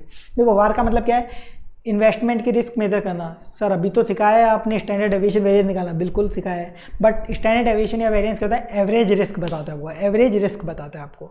वैल्यू एट रिस्क से आपको क्या पता चलेगा, स्टैंडर्ड डेविएशन में आपने रिस्क किस टर्म में देखी थी, परसेंटेज टर्म में, बट यहाँ अमाउंट टर्म में बात करोगे। सपोज मेरे पास 1 लाख रुपये है और मैं बोलूँ मैं 1 लाख रुपये डिपॉजिट करूँ, किसी सिक्योरिटी में पैसा लगाऊं, तो मेरे को मैक्सिमम रिस्क कितनी हो सकती है। वहाँ अपन किसकी बात करते थे, एवरेज रिस्क की। स्टैंडर्ड डेविएशन क्या होता था, एवरेज रिस्क। ये बताएगा मैक्सिमम मेरा पैसा कितना डूब सकता है। मैं बोलूँ कि मैं रिलायंस के शेयर में 1 लाख रुपए लगा रहा हूँ एक दिन के लिए, तो एक दिन में मेरा कितना मैक्सिमम पैसा डूब सकता है, ये बता दो। ये आपसे अगर कोई पूछे, आप सीए बन जाते हो, ऑफिस अपना ओपन करते हो, आपके पास एक क्लाइंट आता है, बोलता है 1 लाख रुपए मुझे रिलायंस के शेयर में एक दिन के लिए लगाने हैं, आप तो ये बताओ एक दिन में मेरा मैक्सिमम पैसा कितना डूब सकता है रिलायंस के शेयर में। आप उसे क्या कैलकुलेट करके बताओगे, वार, VAR, ठीक है। यानी आप यहाँ पे जो रिस्क बताते हो वो अमाउंट के टर्म्स में बताते हो। दूसरी चीज़, आप मैक्सिमम लॉस बताते हो। क्या बताते हो? मैक्सिमम, ना कि एवरेज। मैक्सिमम बताते हो कि भाई एक दिन में तेरे को मैक्सिमम इतना लॉस हो सकता है। आपसे एक दिन का भी पूछा जा सकता है, एक हफ्ते में कितना हो सकता है, एक साल में, एक महीने में, कितने में भी, ठीक है, एक टाइम पीरियड में आपसे पूछा जाता है। चलिए इसके बाद कैलकुलेशन कैसे करेंगे। सबसे पहले हम इंडिविजुअल सिक्योरिटी का वार निकालना सीखते हैं, फिर पोर्टफोलियो का वार भी सीखेंगे। रिलायंस के शेयर का मैं वार निकालूँ, कैसे निकालूंगा? सबसे पहले मैं रिलायंस के शेयर में स्टैंडर्ड डेविएशन वोलेटिलिटी पता करूंगा रिलायंस के शेयर की। वो कैसे आएगी? इतना इन्वेस्टमेंट करना है, वो ले लो 1 लाख, मल्टीप्लाई बाय, अब मेरे को मान लो एक दिन का, आपको जनरली क्वेश्चन में स्टैंडर्ड डेविएशन एक दिन का गिवन होगा, उससे मल्टीप्लाई कर दो परसेंटेज में जो दे रखा है, आपको टोटल क्या मिल जाएगी? एवरेज रिस्क मिल जाएगी। आपको क्या मिल जाएगी? Average risk. एवरेज रिस्क आ गई एक दिन की। लेकिन मेरे क्लाइंट ने मुझसे पूछा 10 दिन के लिए इन्वेस्ट करूंगा मैं, आपको स्टैंडर्ड डेविएशन कितने दिन का दे रखा था? एक दिन का। तो एक दिन की मैंने निकाल ली, जो भी मेरी रिस्क आई। क्लाइंट ने पूछा 10 दिन का मैं इन्वेस्ट करूंगा, बताओ उसमें मैक्सिमम रिस्क कितनी होगी। तो मैं जो वोलेटिलिटी निकाली, पहला स्टेप कंप्लीट। सेकंड स्टेप, मैंने 2 स्टेप में क्यों कैलकुलेशन करी? ये कैलकुलेशन एक स्टेप में भी हो सकती थी, पूरा आंसर आ सकता था, बट ऐसे 2 स्टेप में प्रेजेंट करता तो अपने को भी वैसे करना पड़ेगा। सेकंड स्टेप में मेरा वार निकल के आएगा। पहले तो मैंने जो फर्स्ट स्टेप में वोलेटिलिटी निकाली, वो multiply by under root number of trading days. मैंने एक दिन की रिस्क निकाली, मेरे को टोटल 10 डेज की निकालनी है, तो अंडर रूट 10 करना पड़ेगा, ठीक है। तो अंडर रूट में क्यों डाला? इसके पीछे पूरा लॉजिक होता है जो मैं मेन लेक्चर में डिस्कस करता हूँ, यहाँ नहीं कर रहा हूँ, ठीक है। तो अंडर रूट 10 डालोगे नंबर ऑफ ट्रेडिंग डेज। क्यों मैंने अंडर रूट में नंबर ऑफ ट्रेडिंग डेज ही क्यों लिए? क्योंकि यहाँ पे जनरली जो स्टैंडर्ड डेविएशन है ना, वो एक दिन का गिवन होगा। अगर एक दिन का गिवन नहीं है, एक साल का गिवन है, तो अंडर रूट में आप क्या डालोगे? 10 डिवाइडेड बाई 365, क्योंकि जो आपकी रिस्क आई होगी वोलेटिलिटी, वो पूरे एक साल की आई होगी और आपको सिर्फ 10 दिन की चाहिए, तो 10 डिवाइडेड बाई 365 आपको करना पड़ेगा, ठीक है। ये हो जाएगा आपका under root number of trading days. ये आ गई आपकी क्या? टोटल रिस्क बोल दूंगा इसको? नहीं, अभी तो एवरेज है, मैंने स्टैंडर्ड डेविएशन से मल्टीप्लाई किया था और अभी मैंने multiply by under root number of trading days किया है। तो सर मेरे को तो मैक्सिमम रिस्क बतानी है, तो उसके लिए हमें क्या करना पड़ता है? एक और चीज़ से मल्टीप्लाई करना पड़ेगा, जिसको बोलते हैं जेड वैल्यू। जेड वैल्यू से जैसे मल्टीप्लाई करोगे ना, ये एवरेज लॉस मैक्सिमम लॉस में कन्वर्ट हो जाएगा। तो जेड वैल्यू क्या होती है? जेड वैल्यू हमारी एक जेड टेबल होती है, नॉर्मल डिस्ट्रीब्यूशन टेबल, उससे पता चलती है, और ये हमारा कॉन्फिडेंस लेवल होता है। देखो सिंपल सी बात है, स्टॉक मार्केट में आप सामने वाले को अश्योरेंस कभी भी ये नहीं बोलोगे 100% गारंटी देता हूँ इतना मैक्सिमम नुकसान होगा, ऐसा नहीं बोल सकते। ऐसा होता, ऐसा मुझे पता होता 100% क्या होगा, तो सभी स्टॉक मार्केट में करोड़पति बन चुके होते हैं, ठीक है। 100% पता होता क्या होता, तो मैं मैक्सिमम जो उसको गारंटी दे सकता हूँ, मैं उसे 99% गारंटी दे सकता हूँ। मेरे पास क्लाइंट आया, मैं उसे बोलूँगा देख भाई, मैं तो ये बता दूंगा 10 दिन में तुझे मैक्सिमम नुकसान कितना होगा, बट पूरी गारंटी नहीं देता, बट 99% मैं गारंटी लेता हूँ, 99% मैं कॉन्फिडेंस के साथ बोल रहा हूँ। तो कॉन्फिडेंस लेवल 99% तक हो सकता है। क्वेश्चन में जेड वैल्यू आपको गिवन होगी, गिवन नहीं है तो आपको कॉन्फिडेंस लेवल गिवन होगा, और उस कॉन्फिडेंस लेवल पर जेड वैल्यू आपको क्वेश्चन में दे रखी होगी, आपको वो उठा लेनी है। लेकिन आपको सिर्फ कॉन्फिडेंस लेवल गिवन है, जेड वैल्यू गिवन नहीं है, तो आपको कुछ कॉन्फिडेंस लेवल याद रखने हैं जो जनरली क्वेश्चन में यूज में लिए जाते हैं, उनकी जेड वैल्यू याद रखनी है। जैसे कॉन्फिडेंस लेवल 99% पे जेड वैल्यू है 2.33, कॉन्फिडेंस लेवल 95% पे 1.65, कॉन्फिडेंस लेवल 90% पे 1.26। ये जेड वैल्यू आपको याद करके जाना हमेशा एग्जाम में, कई बार क्वेश्चन में गिवन नहीं होती। कॉन्फिडेंस लेवल की तरह ही एक और होता है सिग्निफिकेंस लेवल। वो क्या होता है? 100% माइनस कॉन्फिडेंस लेवल, ठीक है, यानी ना के चांसेस कितने हैं, ना होने के चांसेस कितने हैं। तो 100 मान लो मैं बोलूँ 99% कॉन्फिडेंस लेवल, तो सिग्निफिकेंस लेवल कितना होगा? 1%। 95% कॉन्फिडेंस पे सिग्निफिकेंस कितना होगा? 5%। 90% कॉन्फिडेंस पे सिग्निफिकेंस कितना होगा? 10%। वैल्यू ऑफ जेड तो सेम ही रहेगी। तो आपको सिग्निफिकेंस लेवल दे दे क्वेश्चन में, तो आपको कंफ्यूज नहीं होना है, ठीक है, उससे आपको वैल्यू यूज में ले लेनी है जेड की। चलिए ये आ गया वार निकालना सिक्योरिटी का। अगर पोर्टफोलियो का वार निकालना हो तो कैसे निकालेंगे? सिंपल सा है, जैसे सिक्योरिटी का निकाला वैसे ही अब यहाँ पे हम क्या करेंगे? वोलेटिलिटी निकालेंगे। सबसे पहले पोर्टफोलियो का स्टैंडर्ड डेविएशन। कैसे? वोलेटिलिटी सिक्योरिटी एक्स की कैसे निकलेगी? स्टेप 1 जो लगाया था ना अपन ने सिक्योरिटी के केस में, तो एक सिक्योरिटी की वोलेटिलिटी का स्क्वायर प्लस दूसरी सिक्योरिटी की वोलेटिलिटी का square plus 2 multiply by security की वोलेटिलिटी का square multiply by security Y की वोलेटिलिटी का square multiply by correlation between security X Y, ठीक है। इसके बाद पोर्टफोलियो का वार कैसे निकालेंगे? वोलेटिलिटी निकाली पोर्टफोलियो की, multiply by Z value multiply by under root number of trading days. बहुत ईजी है वार की कैलकुलेशन करना, बिल्कुल लॉजिकल कैलकुलेशन होती है। इसके बाद मैं इसको नॉर्मली फुल लेक्चर्स में अपन इसको समझते हैं, एक स्टेप में निकालना भी सीखते हैं, ठीक है, बिल्कुल लॉजिकल तरीके से। उसके बाद समझते हैं ये आईसीआई की प्रेजेंटेशन, तो बट वो अभी हमारे डिस्कस नहीं कर सकते, अदरवाइज बहुत लंबा लेक्चर हो जाएगा। इसके बाद एक और कैलकुलेशन है जो आपके मॉड्यूल में तो नहीं दे रखी, बट आपसे पूछी जा सकती है। कैलकुलेशन और होती है कि पोर्टफोलियो में पैसा लगाने से वार कितना कम हुआ, वार यानी मैक्सिमम रिस्क कितनी कम हुई, ठीक है। तो वो कैसे पता लगेगा? सिक्योरिटी एक्स में पैसा लगाता सिर्फ, तो वार क्या आता वो देख लो। सिक्योरिटी वाई में पैसा लगाता तो वार क्या आता वो देख लो, दोनों का टोटल माइनस अगर मैं इन दोनों में मिक्स करके पैसा लगाऊं, यानी वार पोर्टफोलियो ऑफ एक्स वाई निकालूं, तो वो कितना आता है। तो आपको पता चल जाएगा ना वार कितना कम हो गया। पोर्टफोलियो में लगाने पे आपको वार का डिडक्शन पता चल जाएगा, वार कितना कम किया मैंने। वार का नाम से आपको समझ में आ जाना चाहिए वैल्यू एट रिस्क, कितनी वैल्यू मेरी रिस्क के ऊपर है, मतलब मेरी कितनी वैल्यू नुकसान हो सकता है। ठीक है, ये आपका टॉपिक कंप्लीट होता है। इसी के साथ आज अपन ने पोर्टफोलियो मैनेजमेंट और रिस्क मैनेजमेंट 2 चैप्टर पूरे कंप्लीट कर लिए हैं। सारे कंसेप्ट मैंने आपके साथ डिस्कस कर दिए, इनको अच्छे से रिवाइज कर लेना। ओल्ड कोर्स न्यू कोर्स दोनों के लिए था ये लेक्चर। सारे क्वेश्चन अब आप लोग कर लीजिएगा।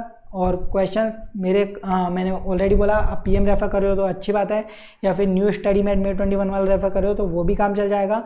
और अगर मेरा क्वेश्चन बैंक करते हो तो वो तो सबसे बेस्ट है, क्योंकि उसमें RTP, MTP, past exam, old PM, new SM सारे क्वेश्चंस कवर हो जाएंगे। और थियरी के भी मैंने उसमें नोट्स डाल रखे हैं। सब कुछ जो क्लास वालों को मिलता है वो उसके अंदर आपका पूरा कवर हो जाएगा। बाकी क्वेश्चंस मैं ये एक्सपेक्ट मत करना कि क्वेश्चंस के मैं अलग से वीडियो डालूंगा, क्योंकि वो फिर डायरेक्टली पूरी क्लास में सॉल्व होते हैं, फुल लेक्चर्स में। तो सिर्फ अपन बाकी चैप्टर्स के भी ऐसे ही कंसेप्ट रिवाइज करेंगे एग्जाम पर्सपेक्टिव से। तो आज के लिए बस इतना ही। Thank you so much.